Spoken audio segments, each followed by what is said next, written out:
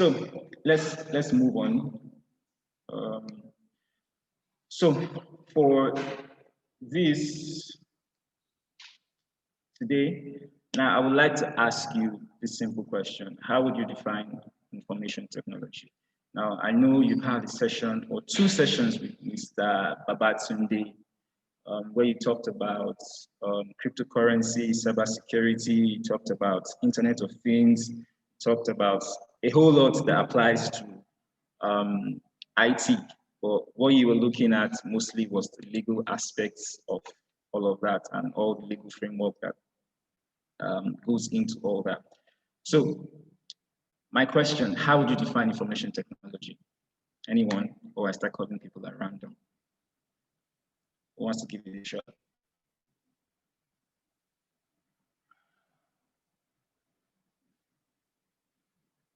Hello? How would you define information technology? Come on, it's not that hard. It's something we use every day. At least you know how to use Zoom. IT, you have to have a level of IT knowledge or savviness to be able to do or to be part of this meeting right now. So how would you define information technology? Somebody please. Hello. Yes, go ahead, please. Hello, sir. Yes, Favor, go ahead. Okay, my name is Favor. All right, sir. My understanding of information technology is this. It simply means the study or use of computer systems such as, telecommunication and computer, basically, for sending, for receiving, retrieving, and sending information. Okay. That's a good definition. Anyone else would like to try? Good morning, sir. Yes, good morning. Good morning. I'm thinking the information technology is the transfer of data and communicating data from one place, from one device to another using technology. Okay, awesome. Oh, Still, that's that's can you hear me?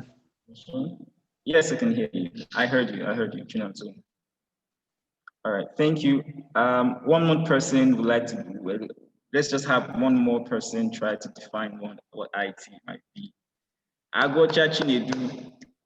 I heard you are that guy that when you drop questions like this, God. So how about you give us a definition or your definition of what information technology is? Chinedu. Yeah, good morning. Good Can you morning. hear me? Okay, you're breaking up, but I think I can hear you. So go ahead. Can you hear me? Yes, I can hear you. Go ahead. Yeah. Okay. I have a okay. Information technology. Information technology, IT is just application of a technology, and the spread of information, and then how it's ruling the world with use of technology. Perfect example is the use of social media and. Okay, I didn't get you clearly, but I heard Use of information, transfer of data, and all of that. Okay, it looks like your network is today, Chinedu. So I think I'll just mute you for now, and maybe you could drop your definitions in the chat box if that's okay. All right. So basically, your definition of IT or what information technology is correct, but beyond your definition, it goes beyond that. Yes, it's the transfer or okay. Okay. Okay, so as I was saying, information technology, of course, is the transfer, has to do with transfer of information, flow of information over the internet, over a network, wireless, LAN, as the case might be, right? But beyond that, there are a lot of things that is involved in all of that, and that is what the real deal is when it comes to information technology. So how do you set up the architecture for this to happen, right? In setting up the architecture, you have to look out for things like security. Okay, talking about cybersecurity. Now, sometimes it's not even just cybersecurity. In a workplace, you also have to try and protect your information from people like one-on-one basis. Okay, so you're dealing with people, you're dealing with both the virtual and the reality, the real world. Okay, so a lot of things goes into information technology.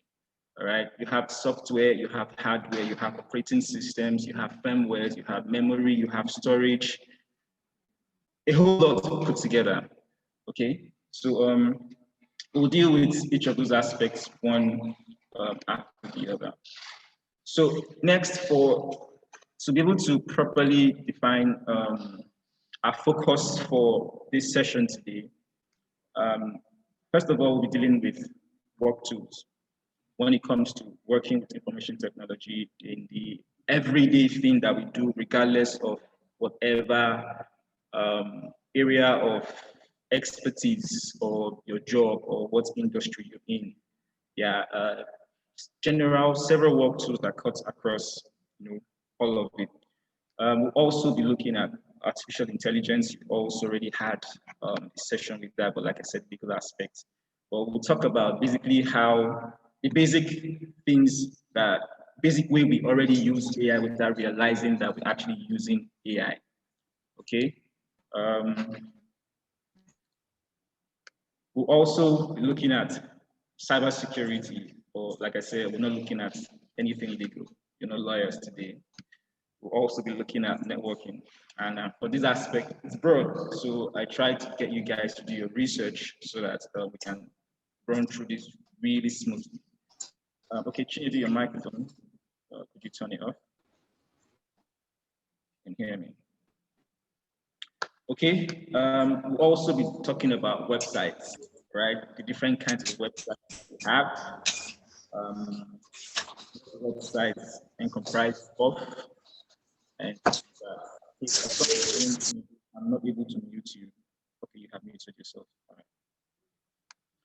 Then we're also going to be looking at computers. All right, computers. Now, talking about computers, many of us think when we say computers, we're referring to a laptop or a desktop or something. Basically, your mobile devices are a kind of computer. And based on the job they do, that's what they're called, mobile devices. Okay. But we'll get into that. So let's start with the very first one, talking about work tools. So we have all of these work tools that we basically use, starting with Microsoft Office. We have LinkedIn, we have WhatsApp, we have emails, we have Facebook, we have Instagram, we have Snapchat. Yeah, and all of these put together in this day and age, well, I don't know of any organization that doesn't deploy all of these or some of these in getting job done. At least for this virtual internship, we make use of Zoom. Zoom is not on the list, but it's one of those things, right? You use Microsoft, at least use Office to prepare your task before uploading. Your groupings and your interactions within yourself as interns and the facilitators and us over here at the back end has been through WhatsApp, emails, okay? Some of you, your application process, uploaded videos to Facebook, Instagram, LinkedIn, all of that. Snapchat, well, Snapchat, it's a specific industry that makes use of Snapchat. But all of this put together, right, is what makes what we call the average general business or professional work tool. Now, if you realize, you get to see that things like WhatsApp, Facebook, Instagram, We have personal user accounts, we have the business accounts or business pages or business profile. We have WhatsApp business, isn't it? For Facebook, we have business pages on Facebook. We have ads manager, same thing with Instagram. And then for Snapchat, Snapchat is more a play thing, right? But play in the sense that if you are into digital photography or into creating certain kinds of content, then Snapchat is a good deal, because now Snapchat, they have basically 3 features. You have normal Snapchat app. You have what they call spectacles. Spectacles is actually hardware. Like, you have these glasses with cameras on them. So you're able to capture things you would normally see from your point of view and use them as your content or develop them into your own. And then you have what they call Bitmoji. Not to dwell so much on this, you can always go through all of this. And of course, this recording will be made available to everyone on the portal. Okay, so that's about basic software and tools that we use for everyday work and task. So next, we're going to be going into in-depth now, looking at AI. So of course, AI stands for artificial intelligence, all right? And in as much as when we hear AI, we think really far. It's okay to think far, right? But AI is still used every day, even among us without really knowing. Okay, so take for example, we have AI is used in image processing.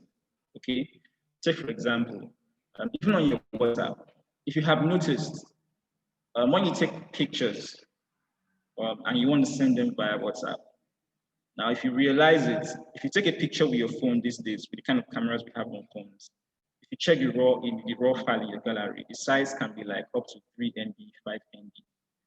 But notice after you send that image on WhatsApp, the person receiving it receives a lesser size of it, maybe 100 and something kilobytes less. Now what happens? And when you send that thing, an AI algorithm took that image, compressed it, removed some unnecessary things, and then before sending it to the end user. Okay, now that is AI image processing. It's not big deal.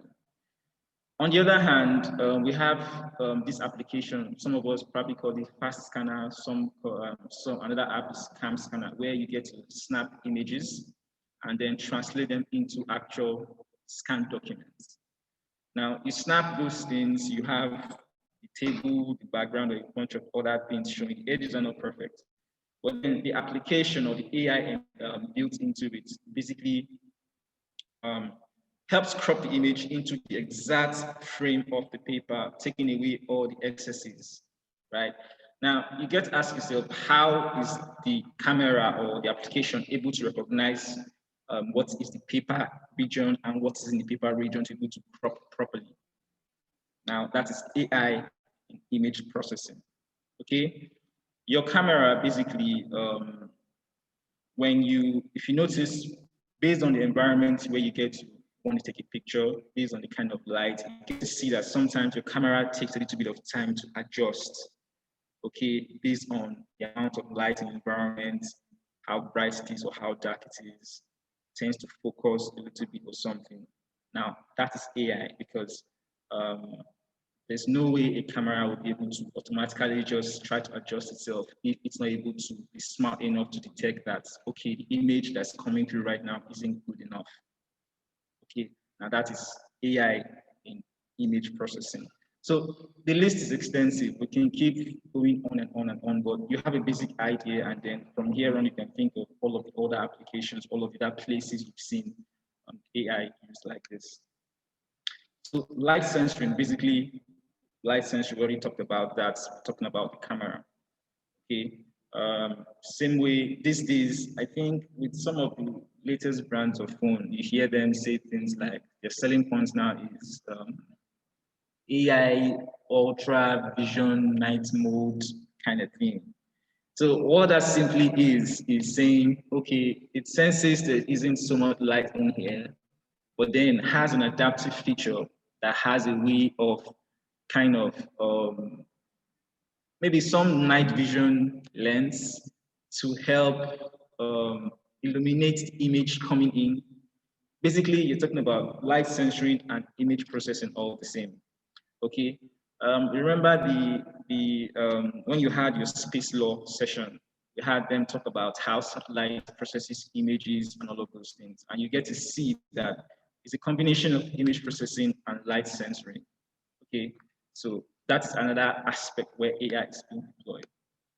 Okay, we already talked about document processing, talking about how you can snap a picture and basically crop it and convert it into documents, either in PDF or whatever other formats you need. You have a scanner that will scan a document into a PC and translate that into a document that you can now send via emails or details with that. Also, text recognition. So the same way you can take a picture, right, convert it to a document. Now, that picture you've taken, there are applications that would actually translate that picture, recognize all the text in it such that you can now begin to highlight certain places, copy and paste them somewhere else. Okay. Now that's also one of those features, one of those ways that AI is currently being used. We also have search algorithms. Now, okay, let's go back to legal space. As lawyers, I'm sure you all are aware of what your law pavilion application is. Okay, so this is powered by AI, of course. Now, when you put in your search term, right? How does the computer translate that? Of course, computer doesn't speak English. It's just ones and zeros, and there are a bunch of compilers and interpreters in between to be able to translate the human language into ones and zeros that the computer understands, processes information, gives back to you, and translates it back to you as normal human language. That's really smart, right? So you type in what you need, and it's able to decode what you need and give you the right information. Same thing, you do your searches on Google or Bing or DuckDuck or whatever other search engine you use. Even as much as trying to search for a document on your PC or on your phone, right? All of these little things that we don't think anything of, these are all artificial intelligence at work in either smallest form you can think of or as big as you can imagine them. All of these little things are all artificial intelligence at work. Now, talking about website security. For example, on the portal on the Omaplex website, some of us actually fell into a little bit of security issues, right? Okay, so what I did was to, yes, we're doing something that isn't really, what's the word now? That's new, at least for us in Nigeria and legal space, virtual internship. And when we wanted to do this, I said, okay, I know a lot of people are going to want to do virtual internship, but they can make ours a little unique. So I said, okay, let's build a portal where we get to upload the content instead of just sending content like regular Word files or what have you. That. But in doing that, I know that a lot of people want to, check up on us, see stuff. Some people want to try to break in. As a result, security measures had to be put in place, and those security measures had to be implemented with AI because I can't sit in front of the back end every single time for 24 hours, right? So some of you at the beginning, you had this issue of trying to log in and then you get locked out, right? Now, the reason you're being locked out was because of I implemented something called a brute force attack prevention. All right. So what happens is, what brute force is you have an application or a program or someone sits in front of something and keeps trying multiple passwords. Maybe tries up to 100 or 50 or whatever the case might be until one, goes through. Well, I did that. What this mechanism does is after about 3 or 4 attempts, right? Basically, it locks you up, it locks you out completely, blacklists your IP, and then you have no more access to try anything else. Okay. So if it's a situation where someone is actually trying to break in, it truncates the process because whatever application, whatever process you're using, okay, wouldn't be able to have more than 3 attempts. But if I left it open, it would mean that the application of the software or whatever the AI program the person is using can keep running for as long as it takes for you to be able to break into one of you's access codes or details. And then the person is there, or for some reason you get to see that you're not able, or you come in moment or maybe hours later and see that someone has gone through all of your modules and you can see percentages of some things completed to a certain level or something because the person was actually going through, all of those things. So yes, the AI feature would automatically keep you locked down for 24 hours, and after 24 hours, release your IP back. But as I saw the complaints, what I would do was to, for some of you, if you notice, or you got mails from admin, you would see that I'll give you a reason why you're blocked, and then unblock, remove your IP address from the blacklist, and then still send you back your login details, your username and password, and as well as the link, and tell you that the best thing to do to avoid typographical errors is to copy and paste. I'm sure we have witness in the house. All right, so that is one of the ways we deploy AI for website security. Even here in the office, we have policies for how we use the network and internet so we don't affect somebody else. Of course, it's okay to stream movies, to do downloads, but of course not during work hours. So I have this AI thing implemented here where it's constantly monitoring everybody's usage. And so if it detects that you download so much within a little bit of time, it locks you out. And then we have these coworkers coming, hello, Mr. IT, my laptop is not connecting to the internet. And they're like, oh, okay, it must be a culprit that my AI has caught.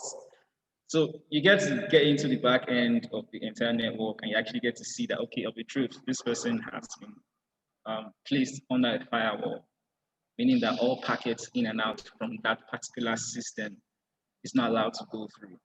So I issue a warning and then I take the person out of the blacklist. Now, because heavy traffic downloads like that basically affects everybody else's work, especially when they all need to go online to look for something, kind of gets into sluggish and slow. So things like that. So that is another way AI is used. So it's limitless. We have compression algorithm, right? I'm sure some of us have had to send multiple documents at once. And the only way to do that is to put it in something we call a zip file. A zip file is simply done via compression algorithm. So you get to see that the actual size of it, of all the files combined together might be like 5 MB. Now, after compression, you have maybe 1 MB or 2 as compression. Back in the days, if you wanted to download HD high quality movies, the type that is clearer than real life, right? In formats like AVI or MP4, boy, that video, if it's the average length of the movie, will have to be maybe around 4 gig, 8 gig thereabouts. But these days we have newer formats of videos that allow for really clear quality videos for lesser size. We have MKVs especially. Now that's only possible because of algorithms, compression algorithms, right? So many other ways, even these video recordings that we're doing, right? If we're to record this with the conventional method, each of these video recording sessions will probably be maybe around 10 gig, 12 gig thereabout. But because of compression algorithms, when we're uploading them to the portal, they're just under sometimes 100 MB, some even less than 100, depending on how long the session goes for. But the max I've actually had to upload is 200 megabytes of video. Yes, that's how compression algorithms are saving lives. If not, imagine you have to watch one of these sessions on the portal and then 10 gig How much data do you have to do for this internship? Really think about it. So this is one way AI is helping out. So also we have virtual assistants, which some of us are aware of. For those of us that use iPhones, you have Siri.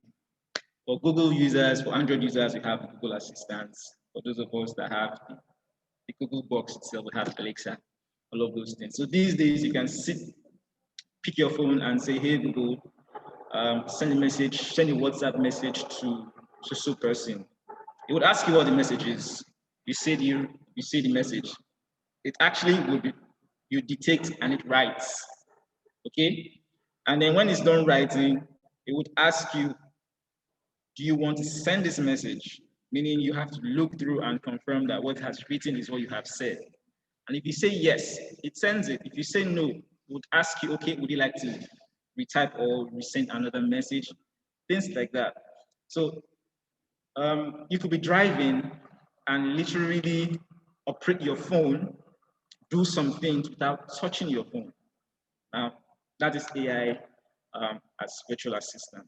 Now, recently, Microsoft have come up with a product called Fireflies, where in the meetings like this, you could have that AI plugged into the meeting like any other person. And all it's doing is translating everything being said into text. So meaning it's your PA. It takes minutes of the meeting, does all of those things. And then when you're done, it's a file. Just go through it, make changes, make additions, subtractions, and you're done. Talking about something that will take you maybe a couple of hours to do. Now it's fairly new. I've actually subscribed to actually trying out and testing out and see how we can also deploy it for us here when it comes to our meetings with clients or even in-house meetings. Now that's one way AI is helping us out as virtual assistants. Okay, so AI, yes, gone really deep into how AI. So I believe basically it's a lot clearer how we use AI, even when we think we're not using AI. So at this point, I'm going to say, do we have anything you're not clear on? Any questions whatsoever before we move into cybersecurity? Anyone? 30 seconds before we move on. Anybody? If you have a question, just go ahead and ask. Hello, sir. Yes, Tiwaladi, go ahead. Good morning, sir. Sir, I'd like to ask that if a law student wishes to work on AI, like building softwares and stuff like that, what step do you advise the person takes? Okay. It's one thing to have an idea, but when it comes to technology or building an application or something, it's another thing to be able to take that idea and put it into reality, right? Of course, it's not your expertise or it's not your place to know, or you have no idea how to go about it, but all you know is you have this idea and it's going to involve AI. So how do you go about it? Well, except you've decided to abandon law as a profession and dive fully into IT, and it's an aspect of IT which is talking about AI. So meaning you're going to have to go and learn programming languages, machine language, Python, all of those things that require you to be able to. And of course, it's not going to be a small thing. You're looking at years and years of being proficient in it. Well, you don't really take years. It doesn't take years anymore because we have a lot of applications that make this process easier. But you need to spend time. For a non-IT person, you need to spend time, quality time, right? Diving into that thing. And but the best way for a lawyer right now is have your idea, prepare the process. Okay, this is the idea. How do you want it to look? Have a draft. How do you want it to operate? Have a draft. What are the functions you want it to be able to do? Okay. And then when you have all that written down, have someone, maybe an actual IT person review it for you and look through it. Then begin to seek developers. Okay. who you can talk to, they can help bring these ideas into reality, into fruition. For lawyers, that's the best you can do.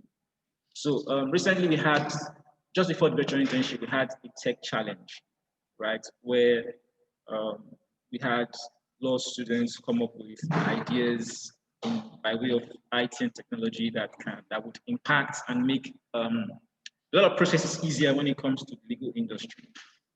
And we had a lot of brilliant, wonderful ideas. Okay, now, if they decided they wanted to take it a step further to bring their ideas into life and join and probably give people like Law Pavilion and all the others tough competition with their brilliant ideas. And what they will want to do is, one, of course, you will have to seek source of funding first. But before that, you will have to talk to actual developers, IT people who are vast in AI, software development, architecture, and all that stuff. Talk to them. This is my idea. What do you think about this? What's it going to cost? So those guys will take your raw idea and translate it into what it should be when it comes to building this platform. And then they will tell you, of course, they won't be able to tell you this, that, but basically they tell you, okay, from a professional point of view, I think if you take away this and add this, or add this to this, or this to this, then this is how much it's going to cost you to do. Okay, so that is why we have this aspect of people in the IT profession that this is what they do, this is what they specialize in. Okay, so let me say at this point, IT is broad. No one person can be a master of every aspect of IT. You might have an idea of every aspect. Even as a lawyer, you might have an idea to be able to advise your clients preliminary on what to do, but doesn't necessarily mean that you actually have the expertise. You know it, but then maybe you can go a step further to provide the experts to actually now help them out with the job. Okay, but the fact that you're able to say something to keep them at, put them at ease, they trust you more. Okay, to be able to leave some things to you to just do, which is kind of like more money for you. Long run, okay, so I hope I've answered your question, Tiwaladi. Okay, so let's go into cybersecurity.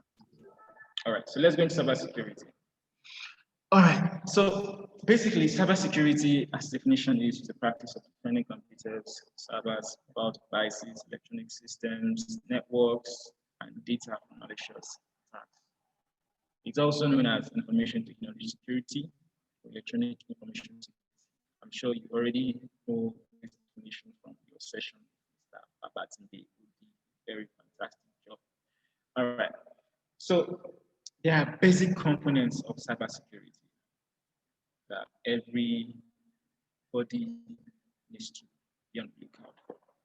Okay, so in Nigeria today, we've all received a couple of messages from either your bank or some other institution via bulk SMS or whatever, telling you how not to send your PIN to people, or your bank will never call you to ask you for your PIN, or this and that and this and that and this and that. Now, let's go into components of security. You have one, data protection. You have threat monitoring. You have intelligence gathering, reports, and compliance. So data protection, of course. You are the ATM. You're using your ATM. You want to use your PIN. There's a queue behind you, but you always want to ensure that nobody's looking over your shoulder, right? Sometimes it's conscious, sometimes actually unconscious, but it's become the way. You want to protect your data. The data here is your PIN, your ATM PIN, so that if by any chance, if the person behind you tries to track you and follow you and able to steal your ATM card, you won't have access to your PIN. Other times we've heard, there was this thing going on one time where they said some people were implementing some sort of device on ATMs that for every card that goes in, you read your details, whatever you type in, reads it. At the end of the day, they come get the device out, and they already have information of almost all the people that used the ATM that day. So they said the way to it was when you get it, before you put ATM card, press cancel, use the cancel button severally on the keypad, cancel whatever protocol might be running before you put in your ATM card. Okay, that's you trying to protect your data. Okay, so a bunch of measures in an office like this, in an office environment like this, for data protection, you want to be sure that on a network like this, we'll have people coming from time to time, give them access to the network. When we give them access to the network, we want to be sure what they're doing, what they're not doing. We have to monitor the network to be sure what goes out, what comes in. Even within employee in an organization, you can't almost do it with maybe disgruntled employees or something who might want to provide inside information to some other people via email or what have you. So all of those things. So data protection is a major component of cybersecurity. Now, threat monitoring. Threat monitoring basically is talking about what are the things happening that pose threats. Now, different things pose different threat levels. We've watched movies, we've seen where something happens and then all of a sudden one guy just comes from nowhere and says everybody in DEFCON 1 or 2 or 3 or 4, as the case might be, and the next thing, DEFCON Guinea, you just see windows shutting down, doors open no more, all PCs on lockdown. Yeah, okay, well, it doesn't really happen that way in real life, it's film trick. But those are threat levels, okay? So when you're monitoring for threats, for example, for a basic person, like I said, you're an ATM, you're trying to ensure nobody's looking out by your shoulder for your PIN.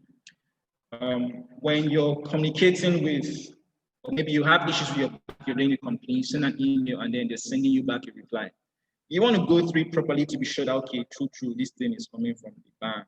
They're not asking you for any information that they're not supposed to ask you for. Okay? Take it or leave it in your mind. Your own AI that is involved in threat monitoring. Okay? So somehow you know how to respond, you know how not to respond.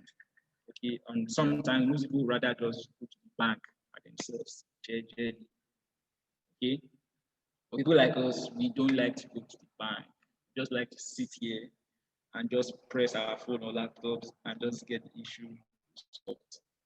But if you're not like me, go to the bank. But if you're like me, you have to be a lot more careful when you're sending out certain information about yourself. You have to constantly be on guard at every point in time. I had a neighbor who woke up one morning and got a call that she was going to get a code on WhatsApp, that she just wants something, and that she should send the code to them via text to verify she's the one. When she sent the code, her WhatsApp just, you know that kind of thing where you look at your WhatsApp and WhatsApp on your phone tells you your phone number has been logged in somewhere. Basically, it took over her WhatsApp account. They sent messages on all the groups she's in, right?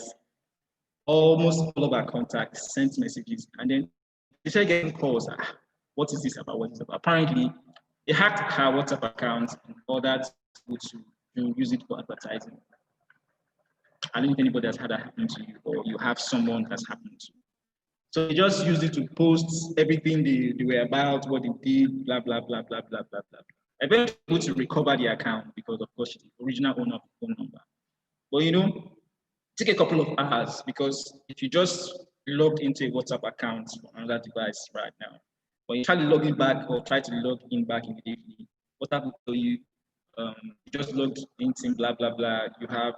You'll be able to do that again until maybe 6 hours or some hours. So basically, they have quite a couple of hours to use her account to do serious damage to whatever it is she is. Right?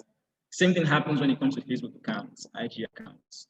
I remember at some point, late last year, for somehow, I don't know how it happened. I got a notification about someone trying to get access to my Instagram account. So I took it lightly because at that point in time, I had given my brother one of my devices to use. So I felt maybe trying to get into his own Instagram. He came across my Instagram and mistakenly. So That's what I thought it was. Until somehow, I got one message. And I looked at it. Immediately I acted on it, right? And I was able to stop the attacker before it eventually got to the point where I think I probably had to tell Instagram to close their account or something. So all of those things, you don't see a message and just take it lightly. Look at it, read it, understand what it is. If you don't understand, look for someone to talk to. Okay, so those are levels of threat monitoring. Next is intelligence gathering. Of course, anybody who's wanting to break into your thing, your account or whatever it is, has to first of all gather intelligence. And intelligence gathering can be done through with the help of people or single-handedly. But you, on the other hand, as a user, you're constantly gathering intelligence, and the intelligence you're gathering is okay. Every now and then, you get publications on how to do this or how not to do this, how to protect yourself, all that. You get information on what people go through, like some stories I've shared with you, and how they felt victim. Basically, you have all of this intelligence to look out for these things. So intelligence basically enhances your threat monitoring level, your threat monitoring ability or experience to know what to look out for, what to do, what not to do, and all of that. So reporting and compliance. Yes, by reporting and compliance, of course, if you've been hacked before, you probably have had to send a message to Facebook and say, please, or lay a complaint and say one thing, and then Facebook says, okay, they send you a couple of options to verify identity and it lets you in. Okay. On the other hand, I use myself as an example. Recently, I was involved, or I was a victim of robbery incidents, right? And then my devices and everything got it. Of course, the way my devices are set up, you take them, you can use them for anything. Because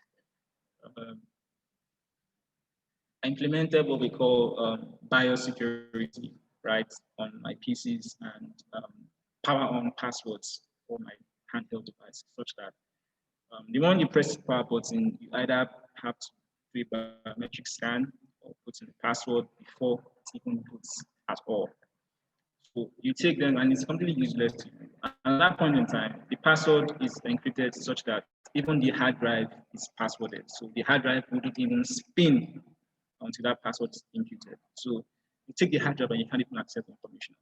You can't even sell the PC. Not even do this. Okay. So I implemented a couple of two-factor authentication on my Instagram, Facebook. I think basically those two. And yeah, my Google account, my Gmail account. So when I got a new device, now getting access back into my accounts now became a challenge. Now I had to write to these people, Facebook, Google, and Instagram. Instagram, Facebook, I've seen people basically, and tell them, explain what my situation was, and asked and had to ask permission for them to help disable those security features for me from their end, so I could log back into my account and reset up my security features. It took a couple of days. They had to verify my identity, had to send my passport, had to send driver's license, had to send these. They asked me a bunch of questions. It was tough, but it's for my own security, right? And if I didn't implement all of this, one bloody guy somewhere, after taking my phone, goes, oh, this guy has plenty followers. Let me use to things like that. And before you know, for those of us who take our reputation so dearly, it's ruined, right? So things like that. So one other aspect of what we call cyber perimeter establishment.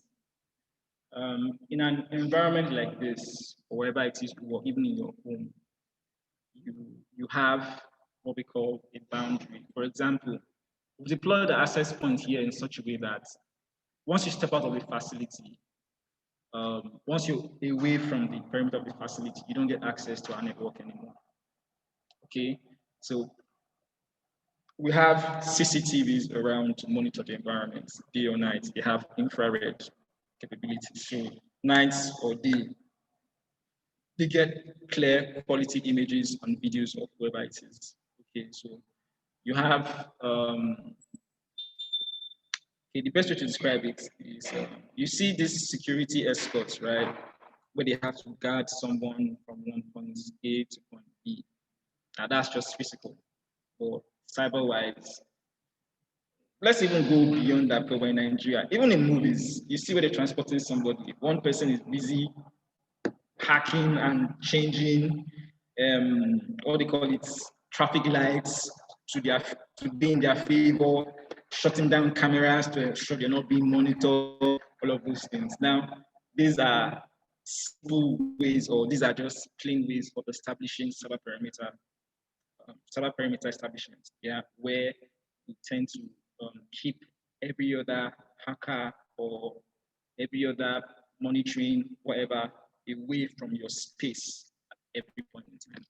So basically, these are the components of cybersecurity. Okay, so cybersecurity, all of these actually a very big deal. Whether work to, whether in your work, whether in AI, whether in all of those things. Now, one of the reasons why we say be careful where you download applications from, no matter how beautiful or how free they are. That's why sometimes, if you know what you're doing, I don't recommend open source applications for whatever reason, except you really know what you're doing, because hackers have developed open source applications where they deploy AI able to steal information from you without knowing. Okay, and then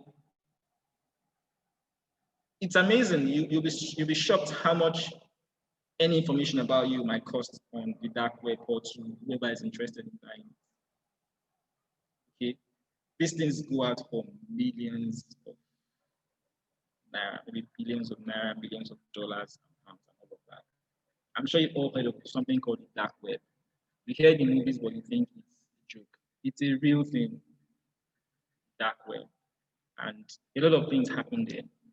A lot of information happen, as in exchanges going on and all of that. So you want to be really careful what applications you install, what programs you download, whether on your phone or your PC. It's very, very crucial. And then in a work environment like this, we always want to ensure that you don't use your personal PC for work. You give an official PC, so that any personal thing you have to do, use on your personal PC, just to protect our information and data from being stolen by whatever means necessary. So those are some of the things. Okay, so before we go into networking, there are a couple of do's and don'ts when it comes to cybersecurity, right? For an average user. First of all, you don't be careful with your passwords. Okay, you really want to be careful with your passwords. You don't use basic things. Some people use their date of birth for their passwords. Some people, or their PIN, ATM PIN. Some people use maybe their moms. So many things. Now, it's amazing how when people when your ATM card, when someone attacks you or gets your ATM card, those are the first things they try. If the person has any information about you, maybe the person knows, have an idea of who your father is or your mother is, or who your child is, or who you are, or how old you are. Those are the basic things to try.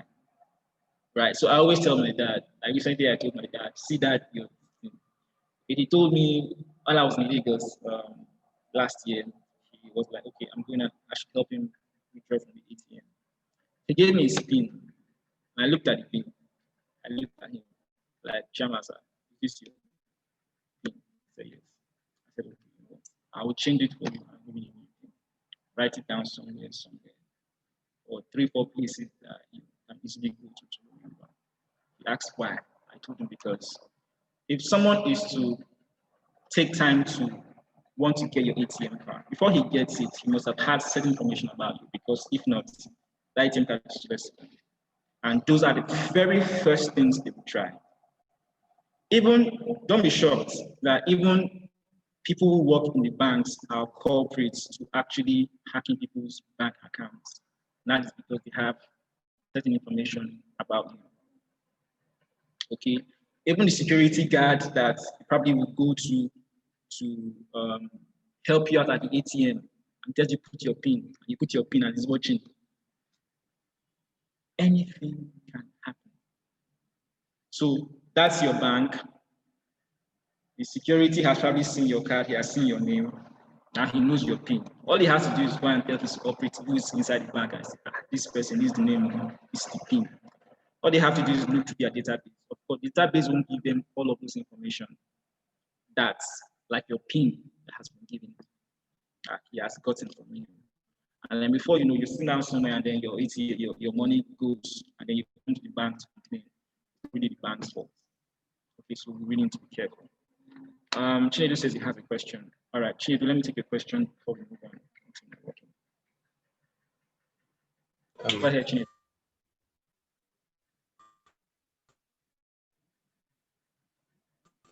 It looks like you have terrible network today, Chinedu. Because just, you know what, just type your question, put your question in the chat box. Let's move on, okay? If you can hear me, put your question in the chat box. Okay, so networking, all right? So basically, based on the clients, we have to advise on the best part. Basically, it's about networking. Okay, Chinedu is still trying to speak. Chinedu, just put your question in the chat box if you can hear me. If anybody else can hear me, please get across to him and say, I say you should put this question in the chat box. Thank you very much. So I'm lecturing today and I'm also operating the back end all at the same time. So pardon me if I'm not able to put those instructions in the chat box like I normally would. Apologies, please. Okay, so networking, right? Now, there are basic components of networking, which is what you already have here. ISP stands for your internet service provider, where the internet comes from. But then there's basically two types of network. We have the intranet, we have the internet. Intranet is without the internet. Intranet means you're creating a network within a space just for the transfer of information and data within that space. Nothing goes out of that space. That's an intranet. So meaning at that point in time, there's no internet service provider. You simply have a server or two that handles all communications, monitors all data traffic, routes data to the right places and all. That's what an intranet setup is. Okay. So when you hear someone says, you need to put up a network in his house with the client, you ask him, so what kind of network do you want? An intranet or something with internet? Okay. So on the other hand, this is what you would call a local area network or a wide area network, as the case might be. Okay, a local area network can have internet, wide area network can have internet as well. But for the purpose of this session, we'll just focus on this. This is not intranet. This is an actual network with internet capabilities. Okay, which is what our clients needs. All right, so what we call network, you heard something like network topology. That has to do with how your network is designed from point A to where it's distributed to all the end users. Okay, so the very first here is what you call the ISP, Internet Service Provider. So let's assume that here in Omaplex, we've tried a couple before we settled for one. Okay, you can't see right now, but behind me we have an MTN router, we have Airtel router. Basically, we use them for backups, right?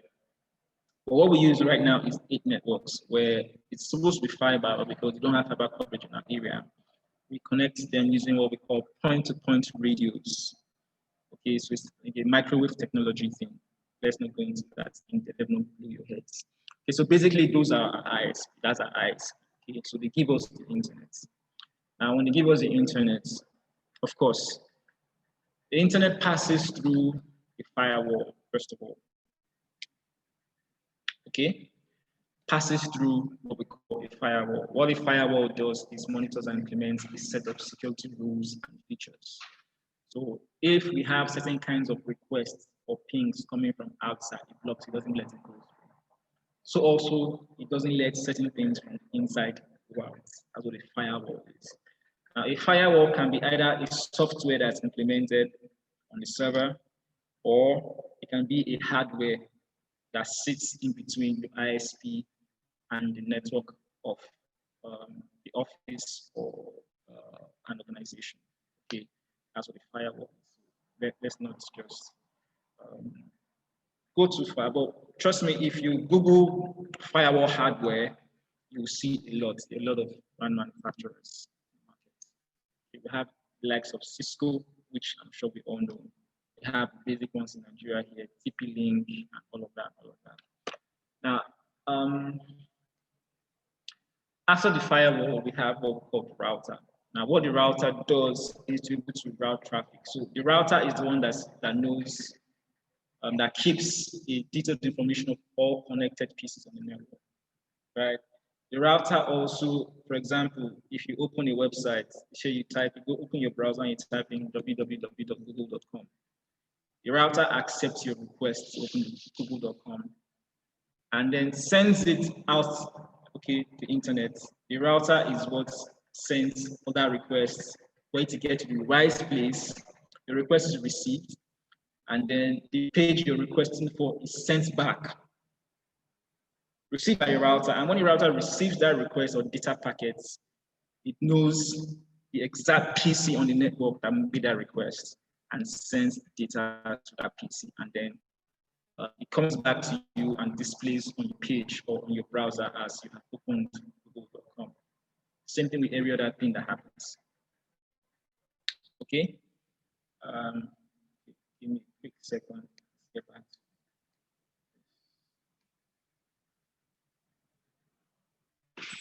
Okay, so basically that's the job of a router in basic terms, right? Next, we have what we call a switch. Now, what a switch is, okay, let's take a step back. I'm sure we've seen the basic router they sell in the markets, the ones that have even Wi-Fi kind of thing. So they tell you, okay, for example, this is one, right? So this is the basic one that some of us know. Okay, you have this. This is an MTN router. Okay, now these ones come with wireless capabilities, and these ones are designed for basic in-house use, small office, personal use, right? For an enterprise system like environment like this, we don't usually rely on this. We just use this for backups. Our routers are not built with Wi-Fi capabilities or what have you, because we always want to avoid direct access to the router at every point in time. Because if anyone breaks in and gets access to the router, then basically they can do and undo on the network. Because that's where all configurations sit. All firewall, the router has a bit of firewall, so we want to get past a firewall. Or some they don't even have a firewall. Some routers come with a pre-built firewall, because getting a separate firewall on its own, it's quite expensive. Okay, so sometimes your router does firewall and routing for you. Thanks to technology, trying to make things easier for people. Okay, so what we have deployed here, our router does not have wireless capability like what you have in the market. It's just a router, all it does is route. Okay, and we connect a switch to the router. Now, what the switch does is the switch expands the network from the router. So with a switch, you can connect hundreds of pieces to the same network. Okay, so for example, here on each floor, we have one access point. An access point is simply a Wi-Fi device that you can connect to your phone or your laptop wirelessly that gives you access to the network and internet.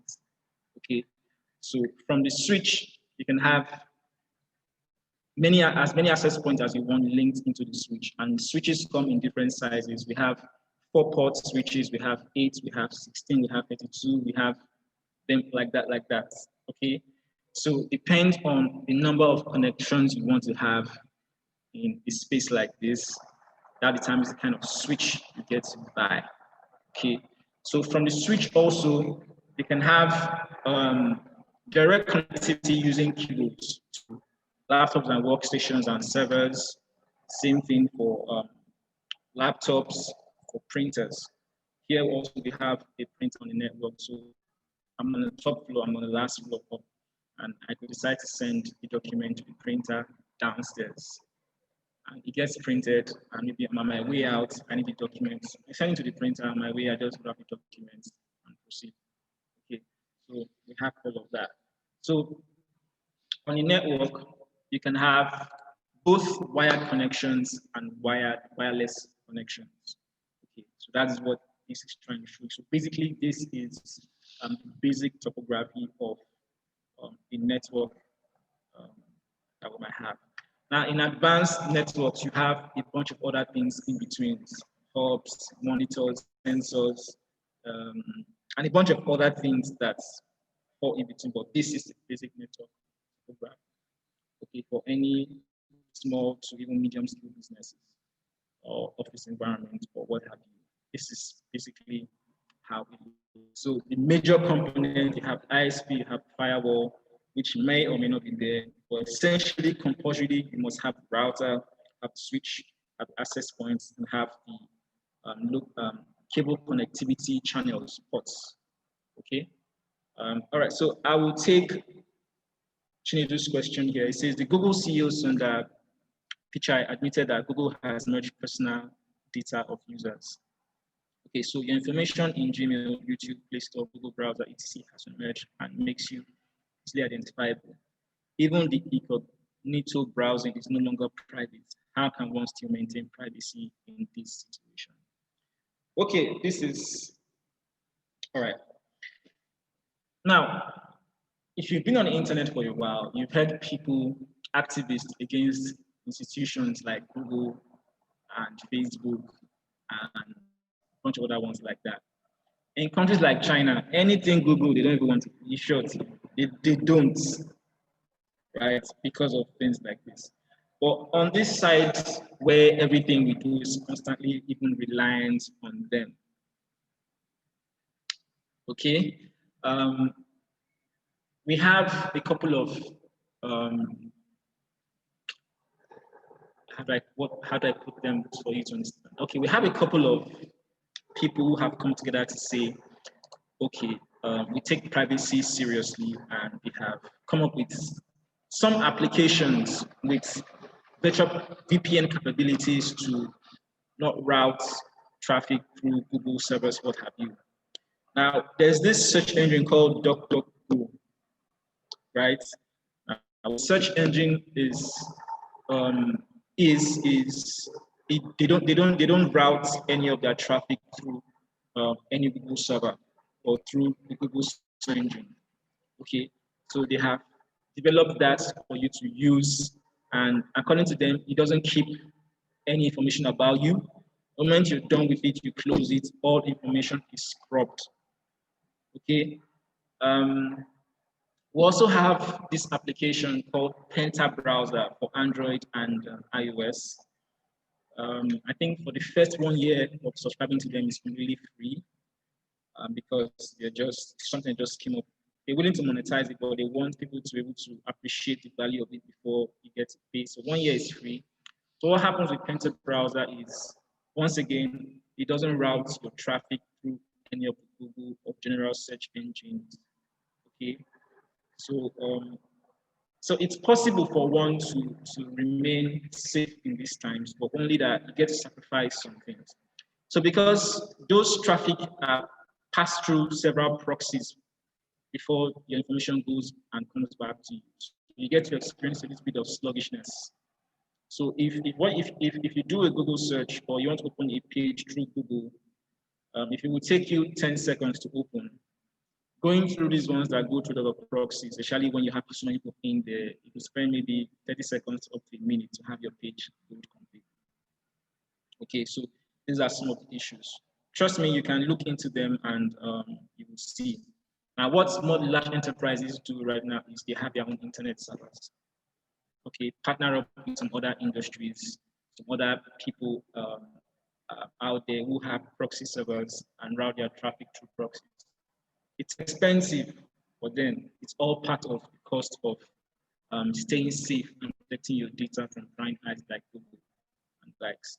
So those are some of the things you can put to take. So, but one way that will really help is Don't use the Google search engine. Use some other search. There are a lot of search engines now, and the one I usually use most of the time is DuckDuckGo. Sounds funny, like what a nerd will come up with. DuckDuckGo. Can imagine.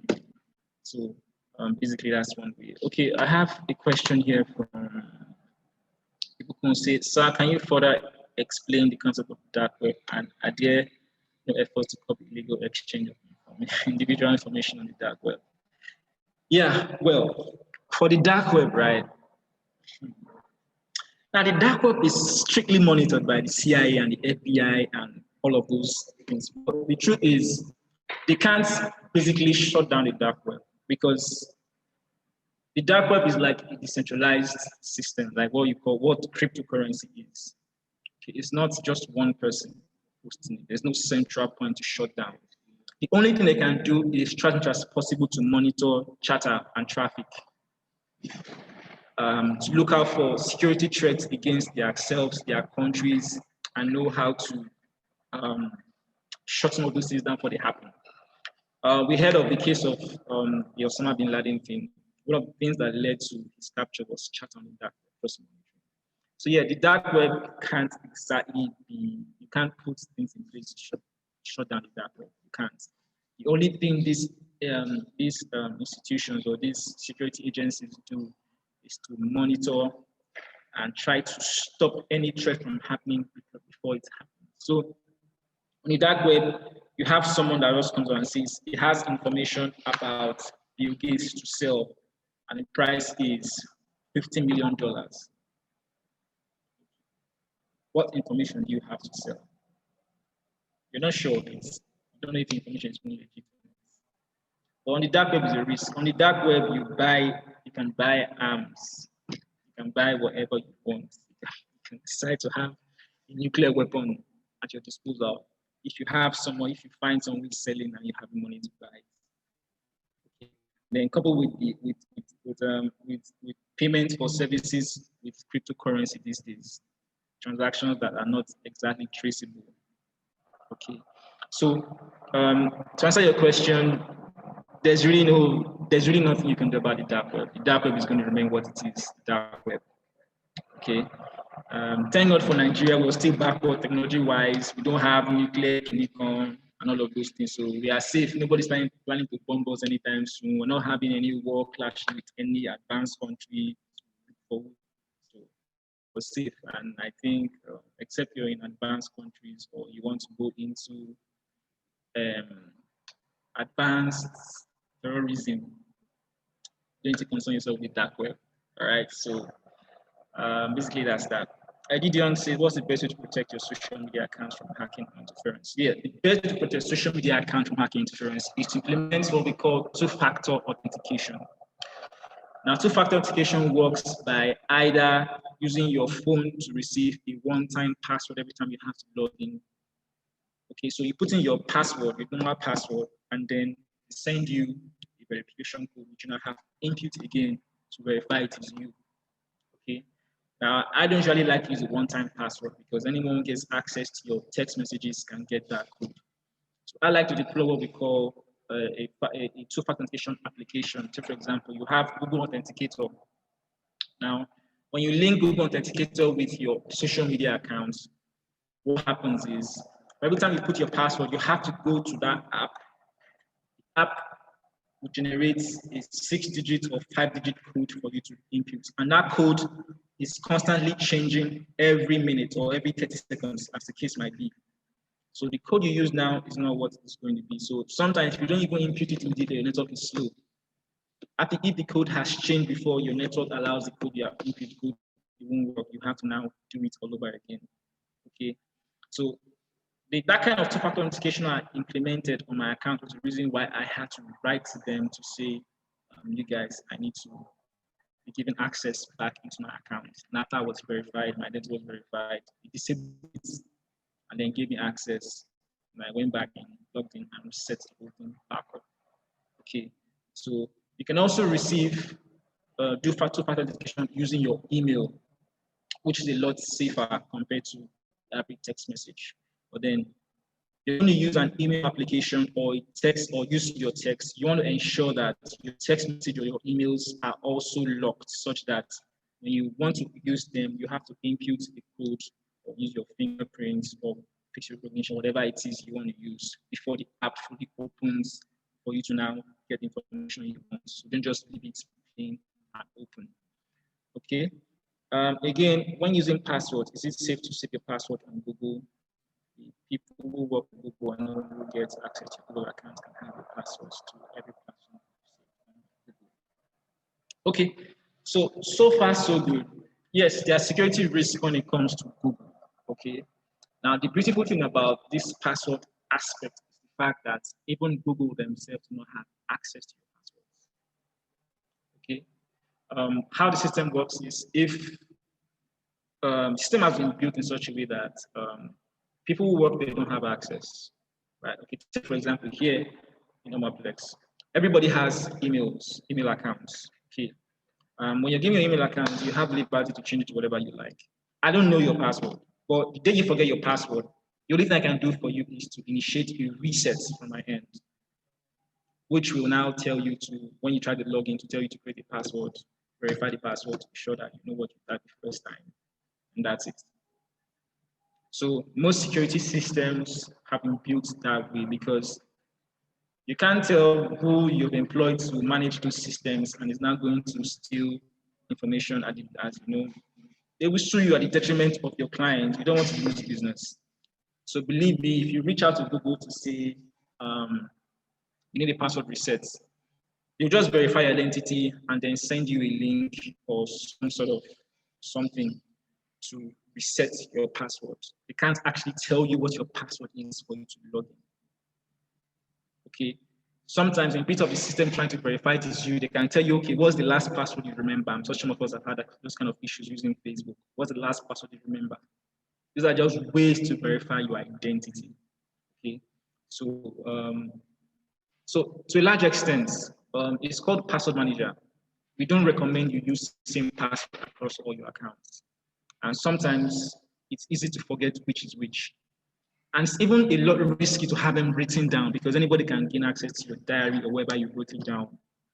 So to a large extent, it's a lot safer if you save your password using Google accounts, okay, and all of that. And then we have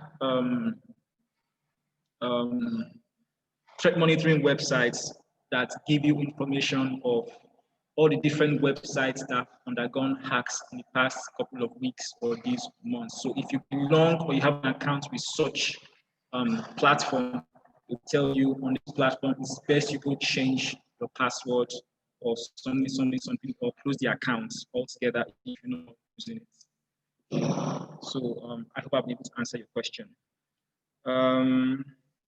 Is there any IT thing that can be done to identify or track down a seasoned hacker? Yes, when it comes to security, yes. Just like I've seen in movies, people can be tracked using their IP addresses. And then every hacker has a unique identifier of how they do things. Some are good at cleaning up traces, some are not good at cleaning up traces.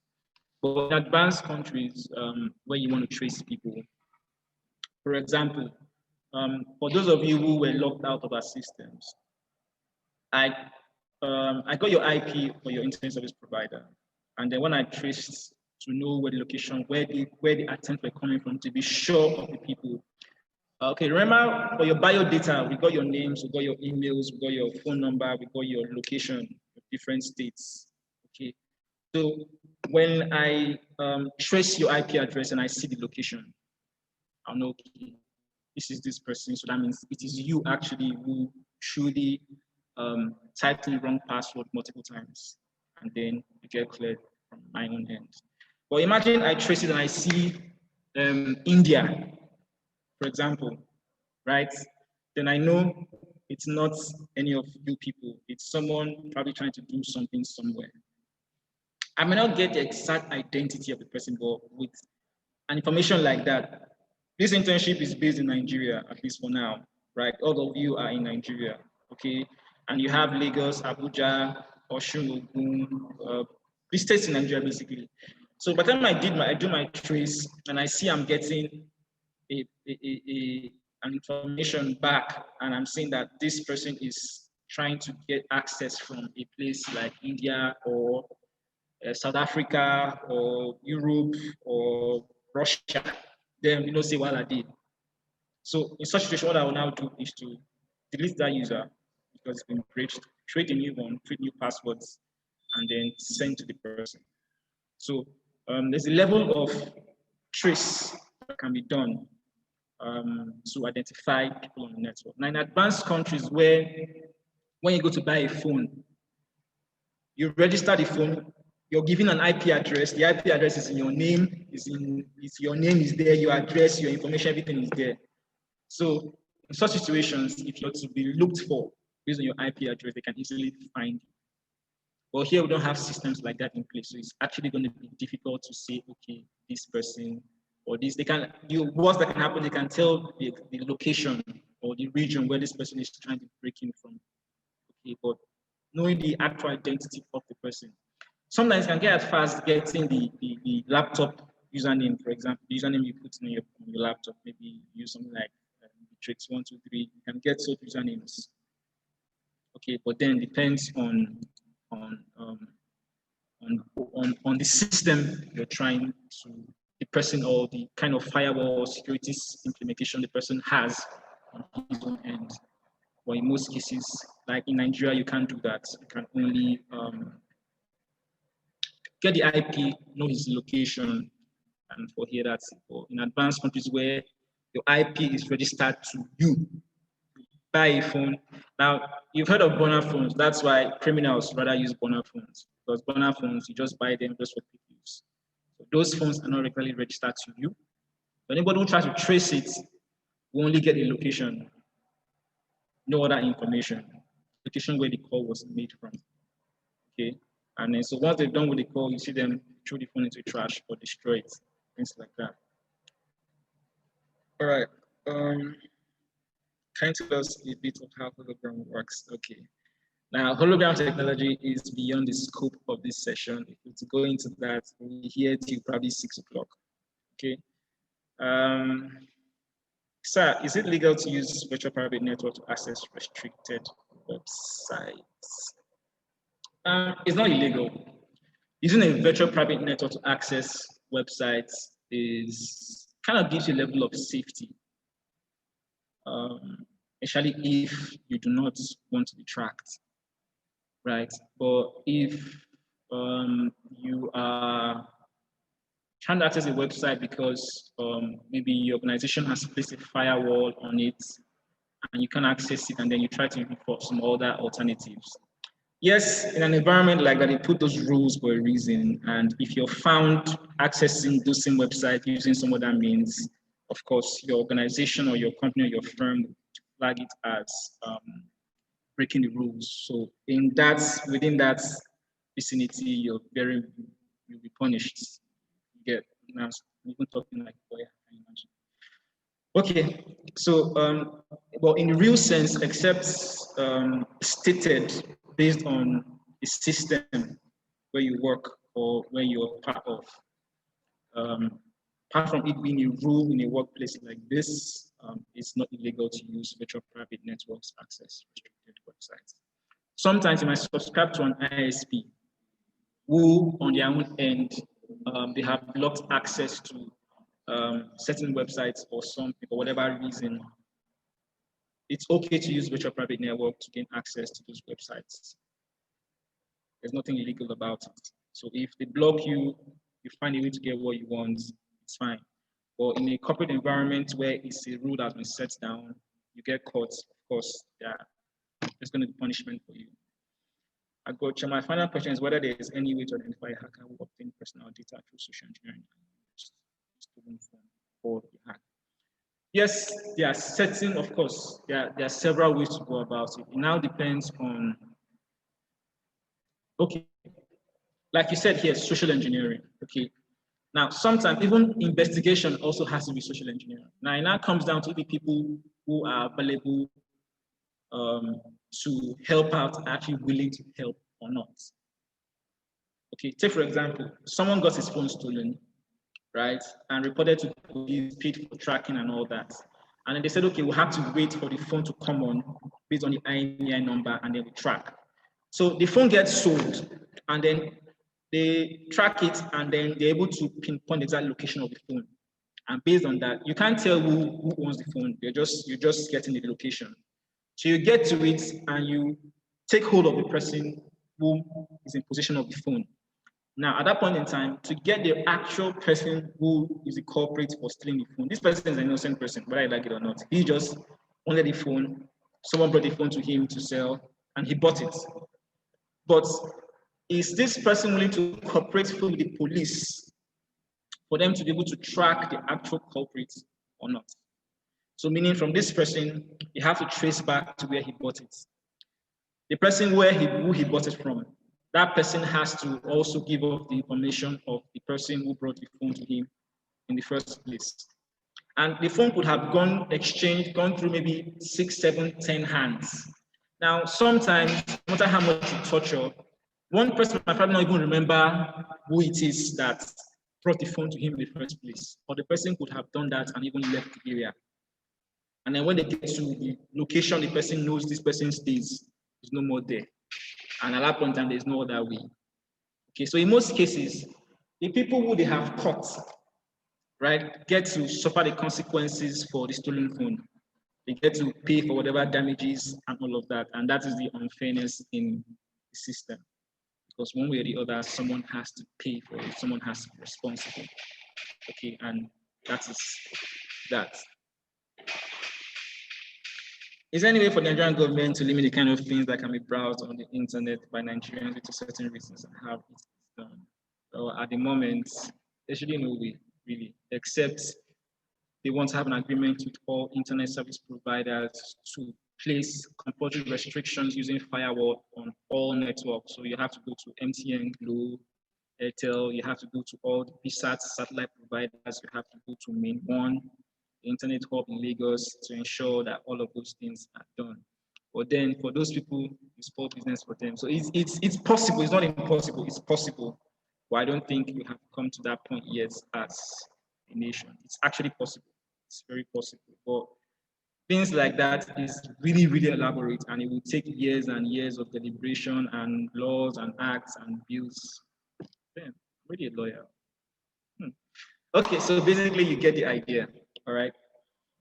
Okay, so let's move on to computers.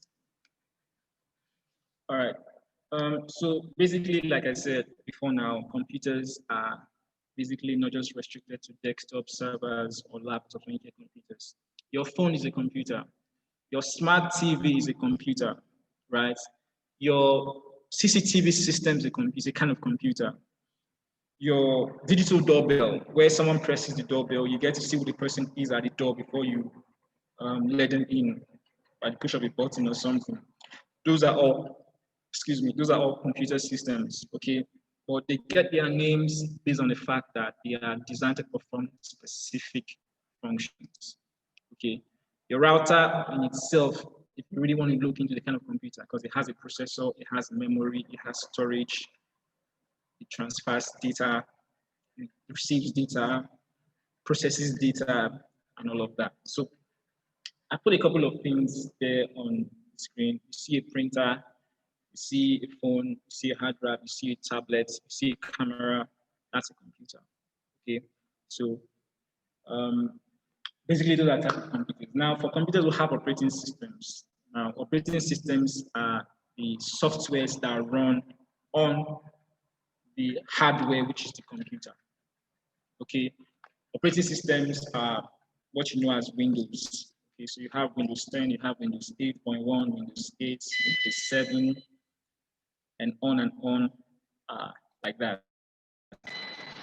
We have all of this system, okay? We have a power outage, so bear with me. Briefly, let me quickly do a quick swap to avoid me from being shut down right now. Give me a second. No. Okay. I'll just jump. Sorry guys, give me a second, please. Okay.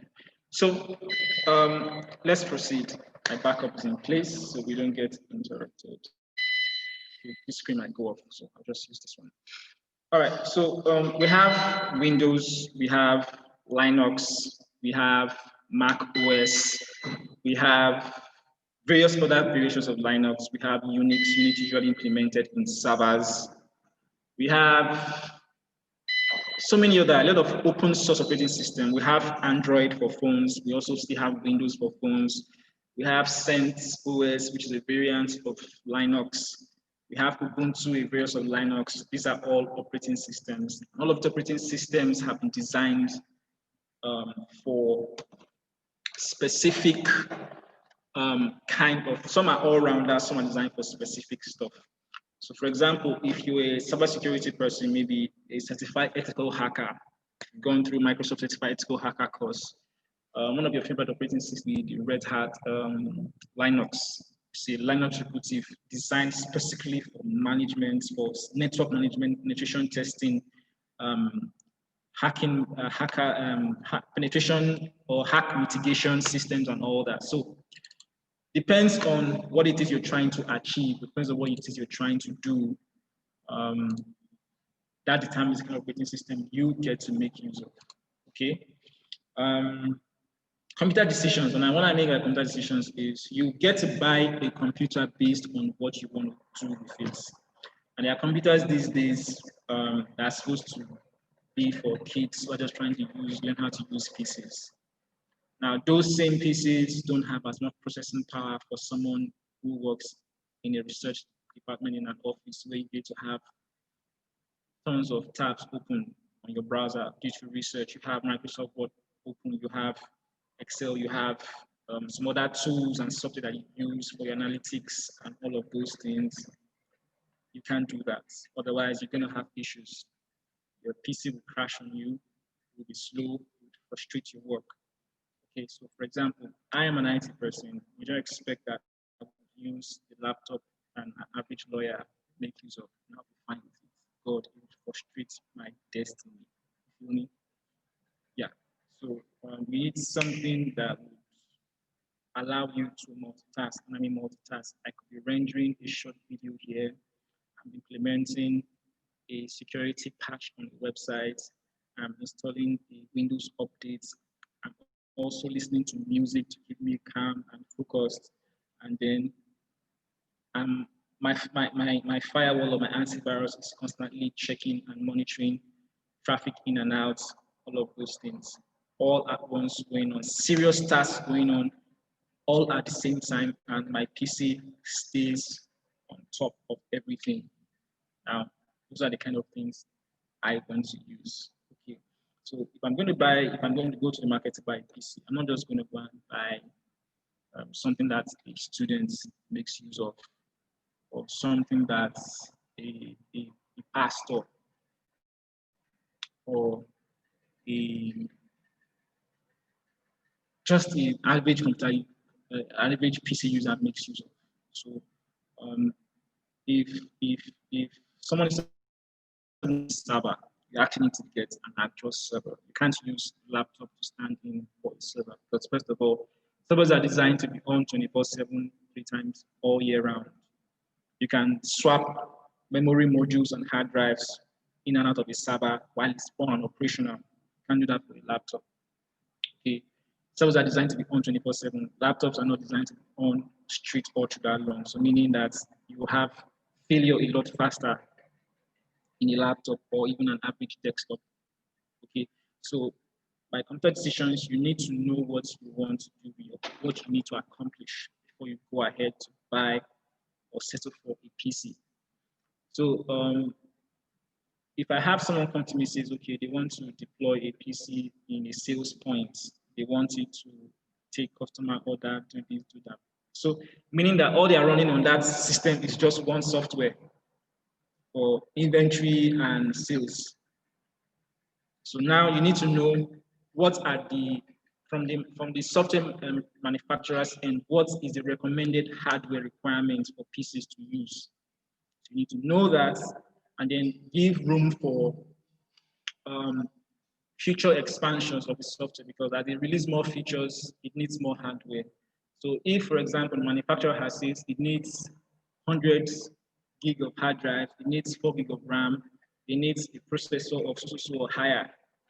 So this is the recommended. So I would now go to look for something a lot higher. So if they say 4 gig, I'll look for 6 or 8 gig just to give room for, because the more features they build into it based on updates, the more memory it uses. So meaning the more space it's going to occupy. All of the data you're imputing into the software is going to occupy. So I'll look for, okay, they say 100 gigs, so I look for 500 gig and put in, right? So they say a processor of for i3 between 1.5 and 2 gigahertz, and then okay, I go look for a core i5 or i7. At that point in time, I've accounted for maybe over 10 years of lifespan of that PC being used for that same task. So 10 years after, before I begin to think of either changing it because of the age or iteration of the hardware, or because the management had decided that I'm tired of seeing this PC, then just get a new one once and for all, or it's beginning to fail, or for whatever other reasons. Okay, so those are some of the decisions, some of the factors you have to consider before deciding on what kind of PC to buy. So also when I mean computer, phones as well. Okay, imagine if you were a mobile photographer where you snap pictures, you edit with your phone, you create content with your phone. You can't use the average phone of 1 gig RAM and 32 gig storage to do all that. It's not even possible. You're looking at something of 8 gig RAM, 128 gig storage with a gaming processor, which is ideal for processing graphical images and content and all of those. Okay. Take for example, before now, I was using the Camon 15 Premier. Yes, you get to wonder, why is an IT person using a Techno? Why not maybe an iPhone or something? And I get to tell you this.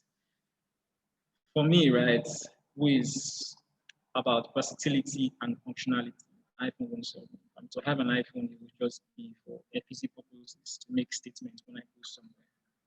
To get the actual work done, I can rely on an iPhone. iPhone can probably be like the side chick of my main phone.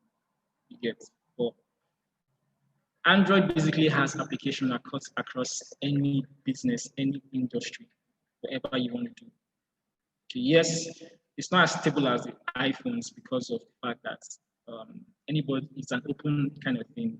You can today develop an application and put it on Play Store to have access to, okay, because of the fact that it's open. But my phone can serve as a hard drive, plug the PC, transfer data, send out, I can transfer to somebody else, okay?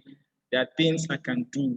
So all of these decisions have to, all these things factor into what kind of device you want to get. If what you're getting the device for is for packaging purposes, like you want to get somewhere and to make a statement, of course, get an iPhone 11 Pro Max, 500 and something K. It serves its purpose, show off. But if I really want to get work done, I would go for an Android any time. And yeah, I'm a technical brand fan because in Nigeria it works. Anything happens to it, I take it back to where I got it from. They fixed it or they swap it. Warranty in Nigeria works, so why not? Okay. So you have to really think about, put a lot of things into consideration when getting devices that you want to use to get your job done. Reliability, functionality, costs, all of things have to factor in. Now you talk about maintenance. Just like your car or a generator, your PC requires scheduled maintenance periodically. Depends on what you do. It could be weekly, it could be monthly, it could be once in 2 or 3 months, but then you have to. If not, you get to discover that at the time you bought your PC new, it's so fast, you click and it answers you one time. After a while, it begins to get sluggish. It slows down. You click on the short. When you want to boot, can cook beans, finish soaking the gari and start eating before your PC is ready to go. I'm sure some of us have that experience. You know, some of us, like me, when I eat, I always want to be watching something. So some of us will put on the PC, go and make the food. By the time we are getting here, we will have finished eating. If after like 10, maybe 5, let's say 2-5 minutes, you're ready to go. So things like that. That happens because your PC requires maintenance. Just like your car, if you don't maintain it, change the oil, do a couple of things, it will break down. Same thing applies to a computer. Even your phone, same thing applies. Okay, you have to clear out junks, you have to clean house, you have to remove unnecessary things, log files created based on work process that you do with it, and all of those. Okay, I gotcha. All right, I will provide that. All right, next we talk about protection. So also you have to protect your devices both physically and cyberly. Okay, by cyberly I mean you have to have a good enough antivirus or internet security software solution running. We have plenty options to pick from. Okay, depends on the one that's affordable to you. For the cyber aspects, because these days the firewalls that come with these things protect you when you visit some websites. It automatically tells you this website is risky, and you decide to proceed, the information might be stolen, blah blah blah blah blah, and it's your choice to go forward or go back. So also when you download things from the internet, the software is what basically um, scans every packet of data you receive. When you download it's done and compiled, scans the entire thing to be sure that it's safe. If it's not safe, it locks it up, puts it in a vault, or deletes it altogether. And then what you downloaded now, you now go back to where you see it. You can't find it anymore because your software solution, your antivirus solution has taken care of it for you. Okay, things like that. So you want to protect your PC, software level, cyberly, and also physically. So you want to ensure that you don't have liquid around spilling on your PCs. You want to ensure they don't drop, okay, or you don't apply too much pressure on them or have heavy things placed on them, all of those things. Security, we already talked about security. We already talked about security a little bit. Because by security also, when you're moving from one piece to the other, these things are precious to you because they hold a lot of information. Okay, so you want to be sure that you're well guarded. Nobody can just come and snatch your property away from you and all that. These days we have what we call anti-theft backpack, where you can have your bag properly worn behind you and you won't be bothered because zip or the access to the bag is not anything anybody can find. You understand? And then they are waterproof. So under rain, you'll find your PCs, your gadgets are secure and all of that. And the next thing is upgrades. Of course, you buy a PC and as the job goes on, as your job expands or as new softwares, new hardware requirements come up, it's important that you upgrade. Otherwise, you get the frustration of slow PCs and all that. Okay. Now, different kinds of computers have different upgrade limitations. For example, your phone, the only thing you can upgrade there is your memory. That's your talking about your storage. You can either put in an SD card of 64 gig or 128 gig or whatever number of gig as the case might be. That's the highest you can do. On your phone, you can't upgrade your memory, you can't upgrade your processor, you can't do nothing. That's all. You can't even upgrade your display. If that one gets back, you put in back the same one.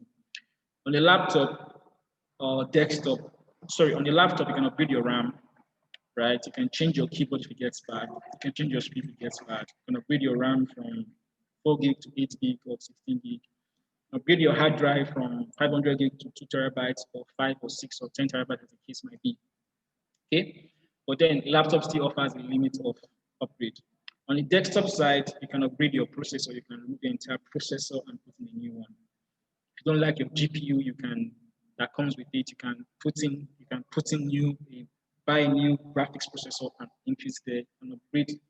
In fact, you can have as many hard drives as the desktop tower casing will allow you have. Okay, you have more USB ports. You can even buy and attach additional USB ports on desktop and servers. So depending on what kind of equipment it is, upgrades are in stages, are in limit depending on the device.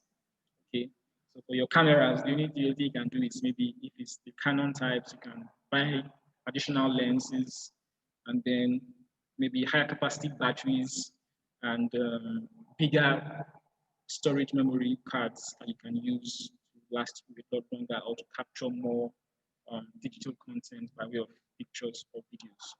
So things like that. So you want to be aware of that.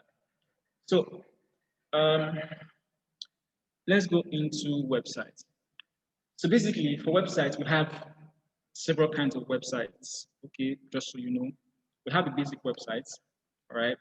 And what the basic websites are is you go to a site like what now? Basically, a basic website will just have basic information about a business or a person. You have a home page that you get to see some information. You have an about us page. You get a contact page. You have um, what else? Maybe a couple of icons that link to social media and all of that. The basic website just provides you information with no any other thing attached. No, yeah, you're not registering your account. You're not doing anything. You're just surfing through. So that's what a basic website is. On the other hand, we have e-commerce websites. Okay, now what e-commerce websites are platforms where you get to buy and sell. So, for example, you have Jumia. Jumia is an e-commerce platform where you get to pay for goods and services. Okay, your airline booking websites where you book airline tickets, pay for airline tickets, are e-commerce websites. Now, the difference between these two is the level of security implementation. The level of security I would implement on an e-commerce website is different from what I would implement on a basic website. Okay, so if you have a client who says, okay, his business, he wants to do a website for his business. Now, one of the informations, one of the things you have to ask him is what kind of website, what will your website be doing? Are you going to be selling? Are you going to be receiving transactions on the website, or is just to put out your information out there? So you need to be able to advise your clients properly as to what's the best way to go. Okay. Of course, e-commerce platform has a lot of payment gateways you can implement. These days we have Paystab, we have Flutterwave. There are plenty. Okay, so it depends on whatever it is. Now, the third kind of websites, call them web apps.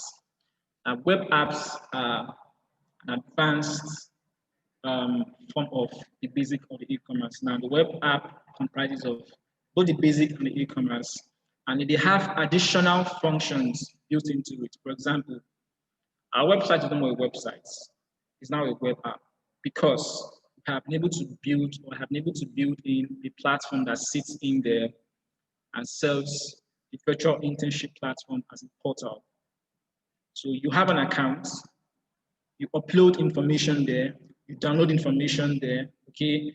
A lot of protocols running security-wise and all of those things all working together to provide you a seamless or help you out with this whole process, okay? I will classify Jumia also as a web app because it's not just a website. It's so large. All of the inventory, they have a database management system there. They have an inventory management system there. You have all of those things all put together. Here we have a database, of course. Database holds all the information table for every single person on the virtual internship platform. Okay, so someone cannot just forge an access a username and decide. So it wouldn't work without it. It wouldn't work that way. So a database and all of that. So I believe you now understand the difference between a basic website and e-commerce and a web app. Now, also, when it comes to the cost of building any of them, the cost is way different. So if putting up a basic website will cost you 100K, an e-commerce website will cost you maybe 2 or 3 times as much, depending um, on, the kind of functionalities you want, even on the e-commerce platform.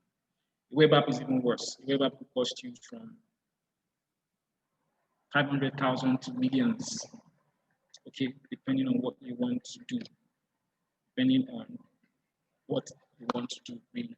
So basically, that's that about websites. Okay, so question, comments, ideas, thoughts. Let's have it. You could either drop it in the chat box or just raise up your hand and let's see. Let's deal with them. For Chinedu, okay, I will drop my email address here for everybody.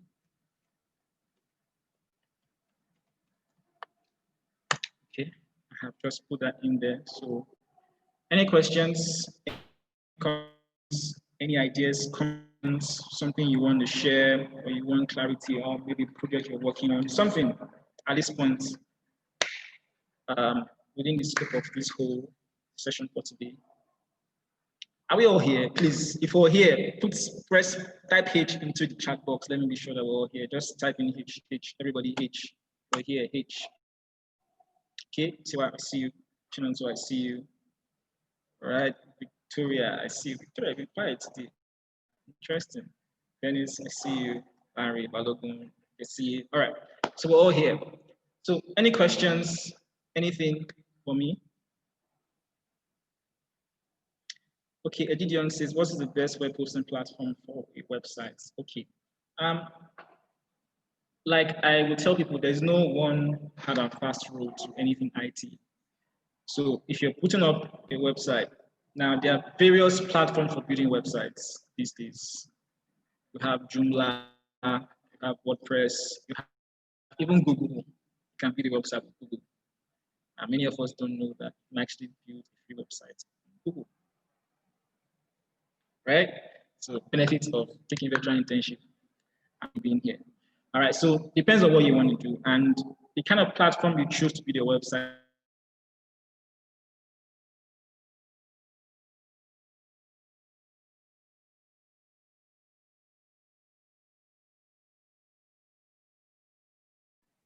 Say for example, here at Omaplex, our website is WordPress based.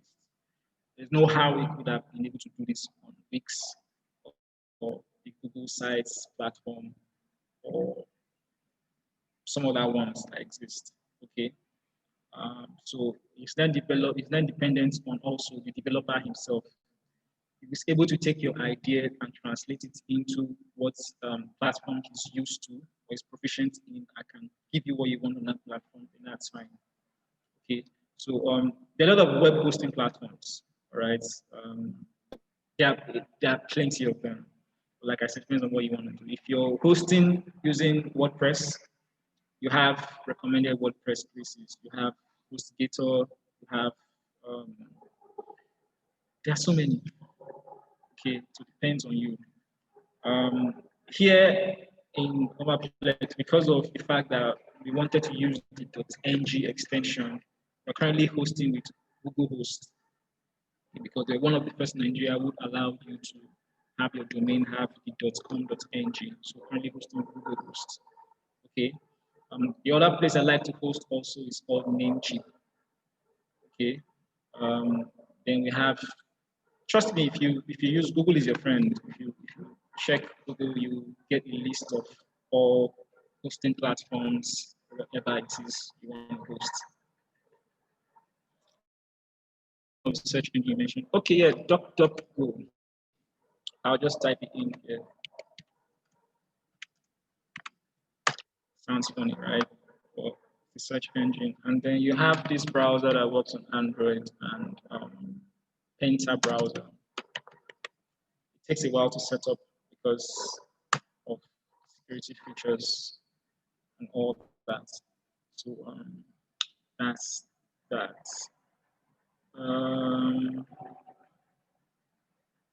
And also, trust me, if you check for, there are a lot of other search engines, but these are the ones I use, I feel I'm comfortable using. Okay, so my own opinion might be different from yours.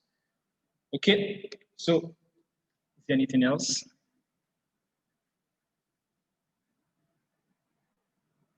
Okay, I guess not. So let's briefly go a little in depth into what cybersecurity is or is about. Now, in everyday lives, with your clients, what have you. What I want to talk about here is to help you understand. Okay, there's a word someone used at some point called it. Say the internet is like a cyber village, and in that cyber village, there are rules and regulations, things you should do and not do. So it's like a nation. So let me use the word cyber nation, right? There are rules and regulations, things you should do and not do. I'm sure you must have heard someone say they got hacked. What do you do? I did this, I did, and you be like, really? You did that? Ah, you should accost it for yourself, things like that. Now that's because whether you like it or not, there are rules, do's and don'ts, and things you need to be cautious of to avoid issues when it comes to cybersecurity. So number one thing you should know is whatever passwords you're using, whatever accounts you're using, as much as possible, if you can deploy two-factor authentication, it go a long way. We already talked about that, you know what it is already. Okay. You have the Google authentication app. If you want to use your email or your text messages platform to do that, where you get the codes, you want to ensure that those apps on your phone are passworded such that when you open them, you have to put in a password before the app actually opens up to you. Okay. Also, when you're sharing your information, when you're having chats with people online, you want to be careful the kind of information you share. Now, in your session with HR, when it comes to your CV, he says the required thing is for you to not even put your full address, just put a location. Because trust me, by the time companies are done with these CVs and they sell them to Akara people, right? Someone buys Akara or granuts and see your name, your information, then go and Google you and see you're a big man's child. Then they have your house address now. Don't you think so? So you also have to deploy things to remain. So be careful the kind of information you put out there.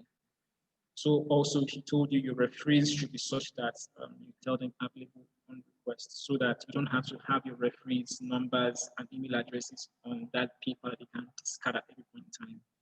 Some organizations take go the extra mile to shred all of those things or burn them, or some really do not. And even those the ones that burn out or shred, a cleaner can mistakenly keep some paper somewhere. Okay, since it's here, it's not needed. Put it in the trash. And only God knows where that thing goes. Okay, so you want to be really, really careful. Also, take advantage of some of those information that goes out through government agencies and bank agencies as to how not to disclose certain information, as the bank will never ask you for anything. Okay. Also, your social media accounts, you want to be careful. Facebook will never call you and say, this, that. If Facebook is ever going to reach out to you for you want whatever the case might be, the way they reach out to you is one, the email address you use to open your Facebook account or your IG account. Your email is the first place point of contact. That's why they always ask you for it when you're making an account. Second, you will receive a direct DM from Facebook or IG or whatever social media it is. Okay? And then when they begin to ask you for certain kind of information, then you know if they are legit or not. If assuming they reach out to you through any of these means and they post to be fake. Say for example, something happened one time. I have an Apple Music family account. Luckily, Apple Music works with Android now. So yeah. So 6 of us in there, and then someone made a purchase because it's my card that's there, and it was deducted from my account. So I called Apple Music and like, okay, you guys, this is what's happening. I got this deduction. Question now is, we're not all together, so I don't know who exactly did this. And guess what they told me? They said they can't disclose that information to me, even though I am the owner of the account.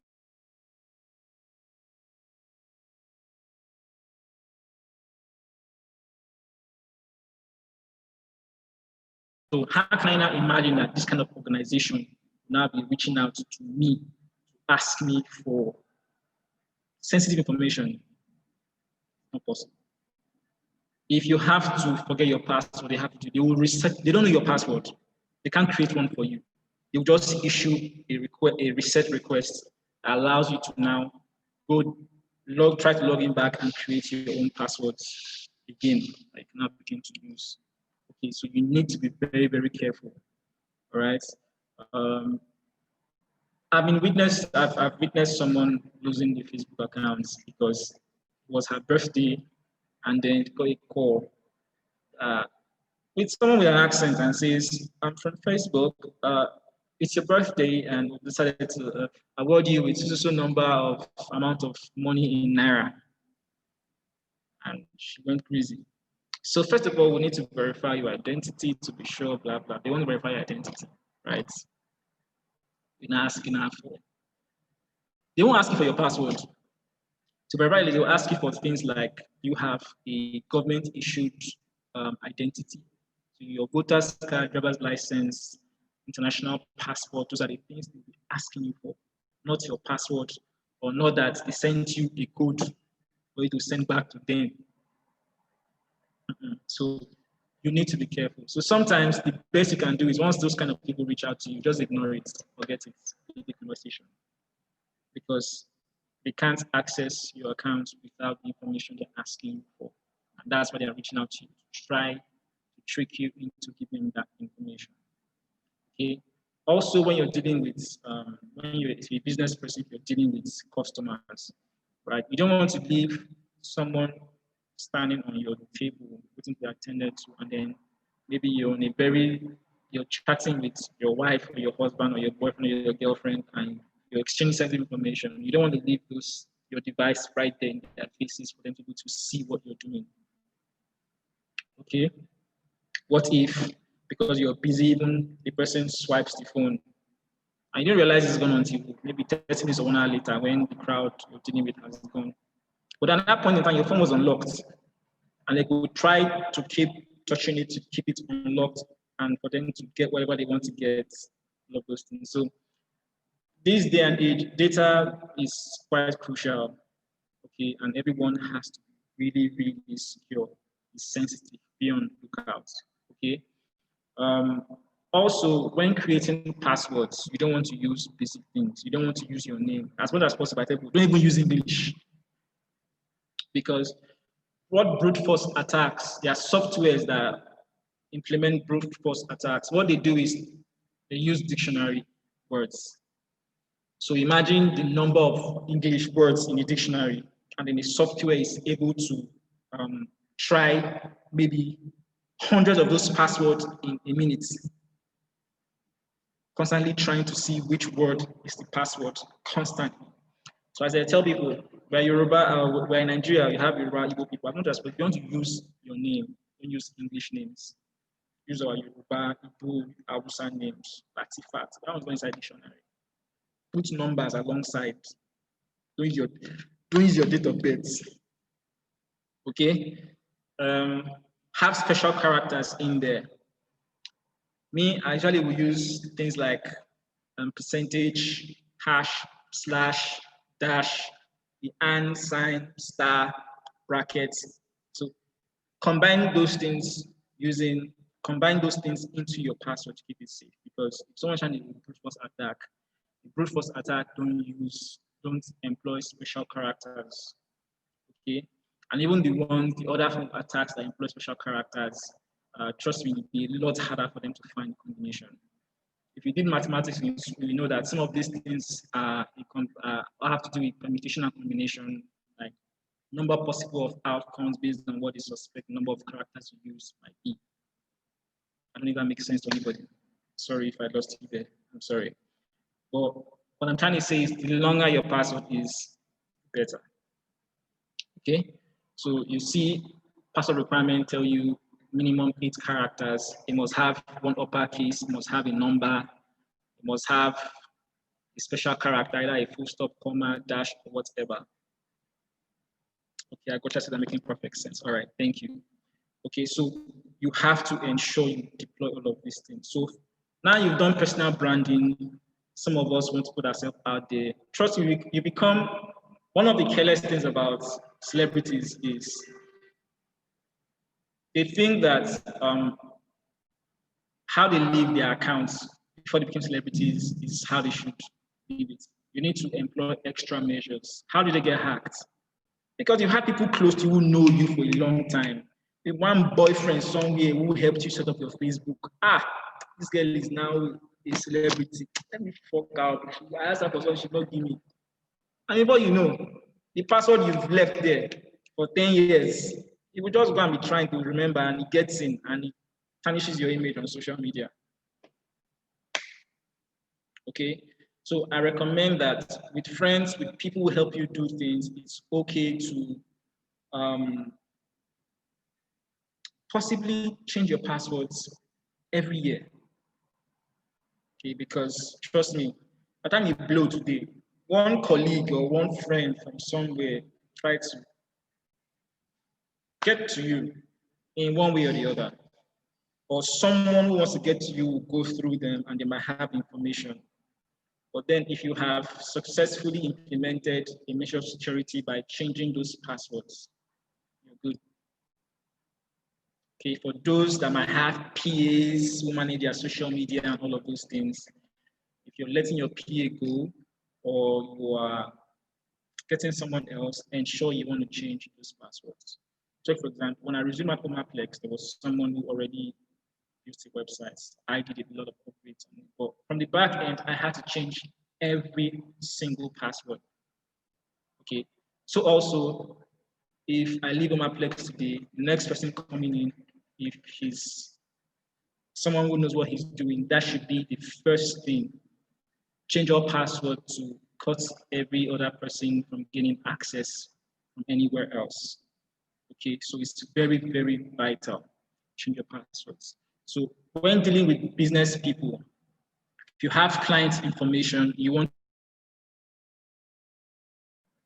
okay, you also want to be careful with your personnel, the people who handle all of this information. These are all aspects of cybersecurity. Take it or leave it. All right. So you need to be careful.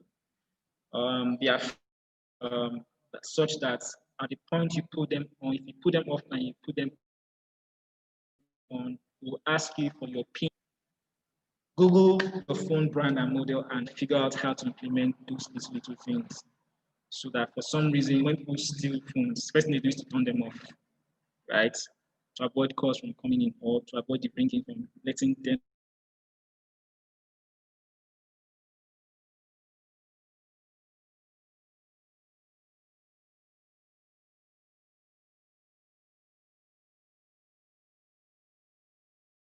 With that PIN. So if you don't input it, your phone will never start up. So if you have important information that shouldn't leak, the highest they can do is to flash it. Okay, which is safe for you because all the information goes. Okay, that's if they succeed in Flash itself. All right, so you need to implement some of these things. Now, for your Windows PCs, we have something called BIOS. It's beyond this class, but this is just about security, cyber security. It's beyond the scope of what you can Google it based on your laptop model and brand to see how to get into the BIOS and implement the BIOS password such that by the time you power on, either ask you for your fingerprints or facial recognition or putting a password or PIN before it boots. And what that does is it encrypts your hard drive and your board with that password or whatever it is. Okay, so you can't even sell the hard drive. You can't even take the hard drive to access information on it because if you plug it in externally, it won't read because it's been encrypted with that password. So meaning that that hard drive will only work with the board of that PC. And it will only come on if that password is encrypted. So they can't even sell it for scraps. So I believe that if we on our own begin to implement some of these little things that have been built into some of our devices, trust me, even theft of things like laptop and phones will be greatly discouraged because by the time you steal it, you can't do anything with it. You can't make money off of it. So what's the point? Right? You'll just be stealing and be keeping crap with you that you can't do anything with. You can't sell the hard drive. You can't do anything. You can't access the information. Nothing. Okay. Someone has a sensitive information. FBI breaks in. First thing they want to do is probably touch the laptop. Sometimes pressing the power button for it to shut down takes longer. It can take 5 to 8 seconds. So they just pour water or just break it or something. Okay, just to make sure that at least it goes off the fastest way. You've seen people in movies where they throw hard drives into microwave and turn it on and destroy it.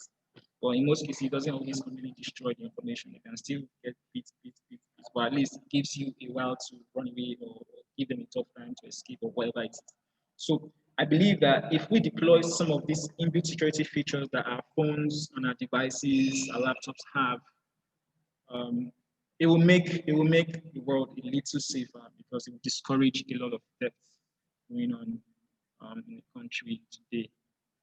So, do we have any other questions, please, before we call it a day, or before we go into the task or the assignments we have to do for this particular client?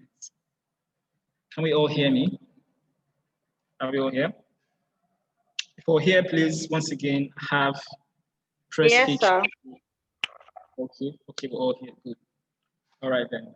So, thank you all for being here. Thank you for participating. I hope you've been able to gain a lot. So here's what I will have you do. Now, for this client, right, we have decided that, okay, we're going to have, based on the hotel structure, it's 50 rooms.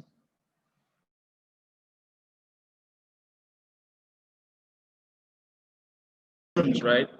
And they want to put access points in each corner. Okay, 50 rooms, 5 floors. So meaning that apart from the reception, you have 5 more floors.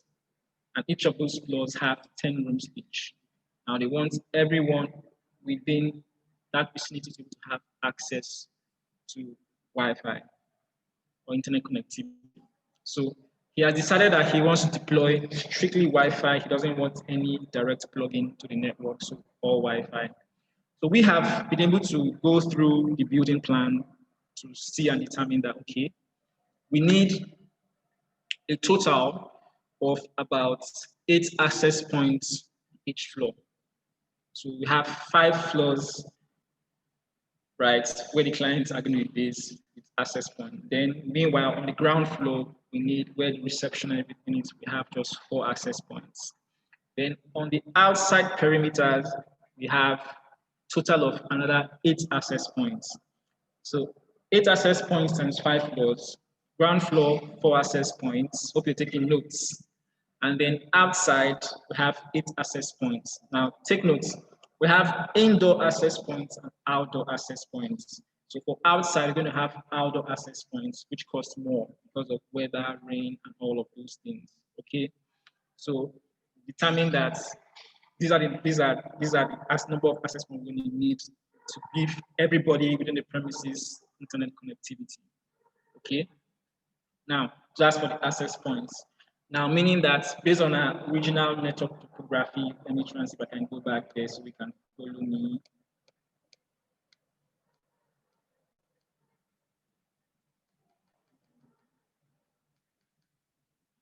Okay, so based on our original network topography, so next we need a switch. Now, the switch is going to connect all of the access points, including the printers at the reception, the server, the laptop at the reception, and all of that. Okay, so we need a switch, and then we need a router. So we might not necessarily go for an actual firewall.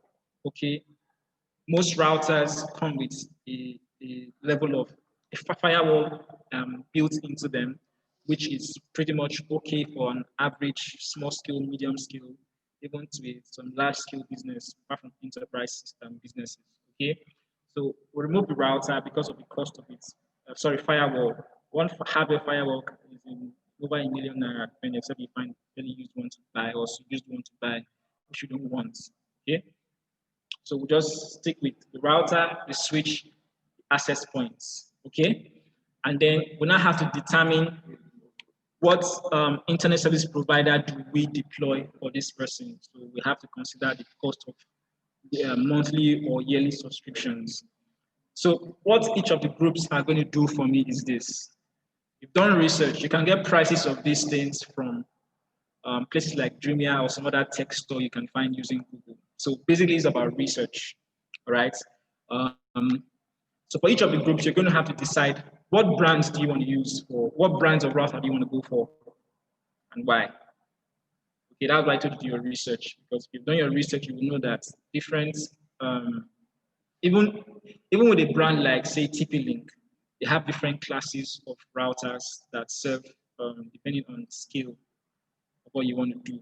Okay, you have business stuff for business solutions. Okay, so um, you don't have to really dig so deep, but your basic knowledge.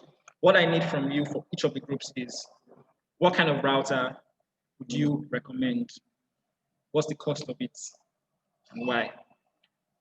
So you're going to give me option A and option B for the kind of router to use based on security, performance, and cost. Those are your key performance indicators for choice. Same thing with the switch. How many port switch are you going to get? Are you going to account for future upgrades or not? Your switch is going to have how many ports, meaning by ports, I mean how many plug-ins for access points and network cable you have? What brand and what's the cost? What kind of access, what brand of access point will you deploy for internal, for the inside and the outside environment? What brands? Okay. The brand, when I mean brand, of course, you have to be specific about the model number itself, so I know what dealing with, and then the cost of it. So I expect your document submission to have pictorial representations of your choice of router, okay, the specifications and the cost, right, and why you have chosen to go for that. So your also, so for you do that for the router, for the switches and the access points, then you're now going to have to research. All right. So the location of this hotel, right, is in Abuja here. It's in Wari. Okay. So you want to find out, okay, what internet service provider, what are the options for internet service providers around the Wari that covers the Wari region? Okay. If you're not able to get that information, you can just speculate. All right. So what is best for such environment? Do they use fiber optics, or do they use point-to-point connectivity like we do here? Or do they just subscribe directly to satellite? All right. Or do they go to use MTN or a combination of all of them? Now know also that whatever the primary ISP you're picking is, it has to be one, backup two should be primary field. So we need those networks in between listed in there also, as well as the cost of their monthly subscription or yearly subscription. And at the end of all of this, you then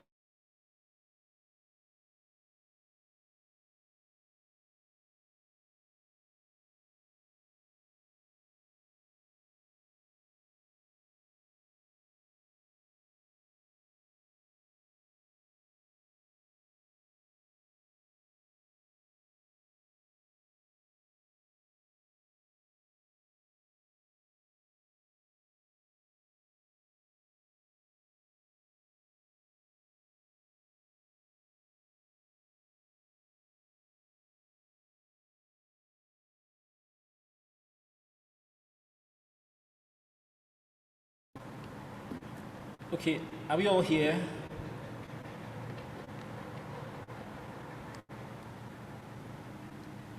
Hello. We can hear you, sir. Yeah.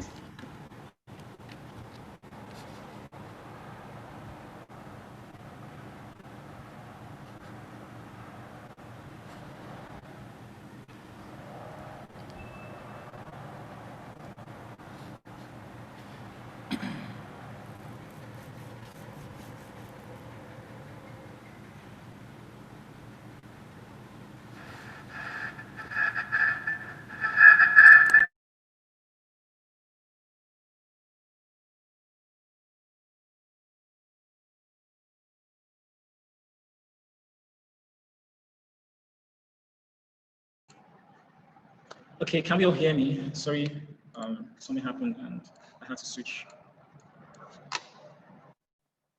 Are we all here? Yes, sir.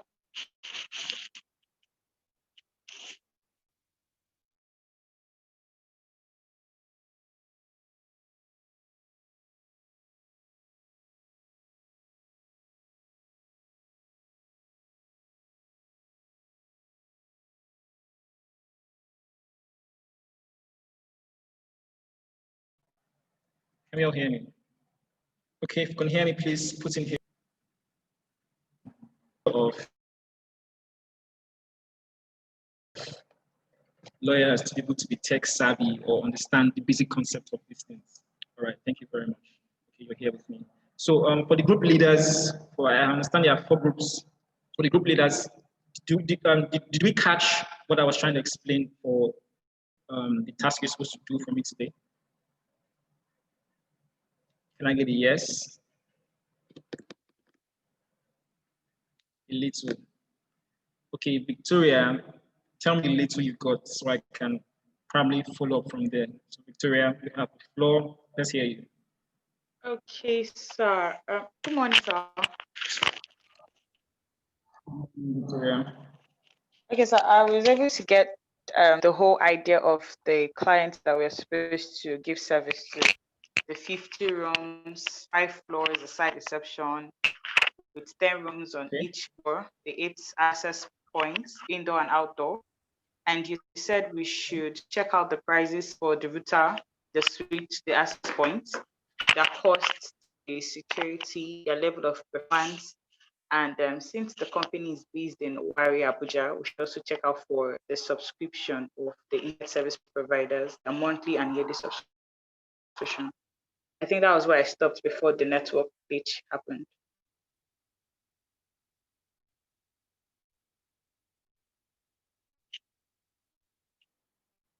Hello, sir. Can you hear me?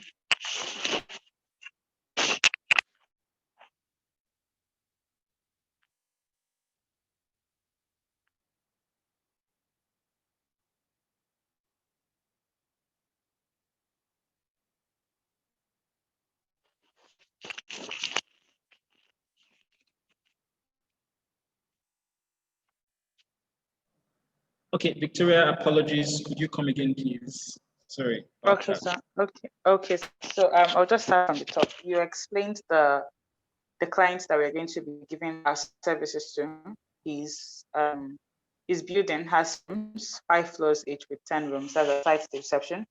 And then he told us he wants a Wi-Fi, so we need to provide him with access point, router, switch. You said we have from your analysis and your breakdown, you have 8 access points indoor, 8 access points outdoor, 4 access points for the reception. And then you said we should determine what internet service provider will be used. Since the apartment is in Wari, Abuja, we should check out the cost of their monthly or yearly subscription, as well as decide the cost, the security, the performance, and the brand of the router, the switch, and the access point we would be using. We should state the reason why we pick those brands, the cost, the security, their performance, basically why we pick the particular brands we pick. So that I stopped before the whole network glitch happened. Okay. Thank you very much, Victoria. So in addition to that, I said you are also to build the client like we are the ones who are going to configure and set up their systems for them. So meaning that you would have to do a research and find out what IT professionals charge per hour for installations and configurations and factor that in. So we have the cost of all of these things, this equipment they have to acquire, and the cost of us being the ones to do work. In Nigerian business terms, workmanship, right? So we get to be the ones to do all setup for them. So what are we going to build them? Okay, and then you can decide to assume or not assume that we've been dedicated to be the ones to also manage it also. What will you build them monthly for management? After setting up, are you going to give them maybe 3 months free or 6 months free or 1 year free management before you start billing them? And when you start billing them, what will be the cost of your bill per month for maintenance? Okay, so you come up with those decisions on your own, and let's have that. So cost of equipment, cost of getting the job done, cost of maintenance, if you're the one maintaining. So you assume that by yourself, whether you are maintaining or not. So of course, all the groups cannot assume the same thing. So I just want to see the different outcome from the different groups. All right. Then also to explain the access point for the floor. Now, I remember I said the building has 5 floors, 10 rooms on each floor. So each floor is going to have 8 access points. So meaning 8 access points on first floor, second floor, third floor, fifth floor, 8 access points. So meaning you have a total of 8 access points times 5 floors, right? Now that's number of access points plus the ground floor, 4 access points. Then the outside, 8 access points. So all that together will give you all of the access points that you require for the project. Then the switch, the router, and all of those. So is that clear, group heads? Is it clear? Yes, sir. It's clear, right?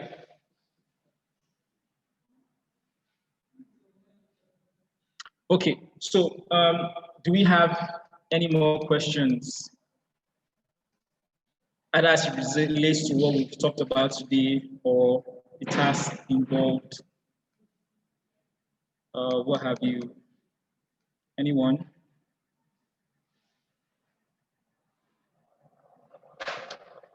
Okay, so I, at this point, will officially say that you guys are now IT rookies in the industry, and we will be going for this project together and hopefully bringing millions, into the firm, and then we all get our salaries increased, and we'll be happy, and we'll throw bash for successful, well done, and all of that. Yeah.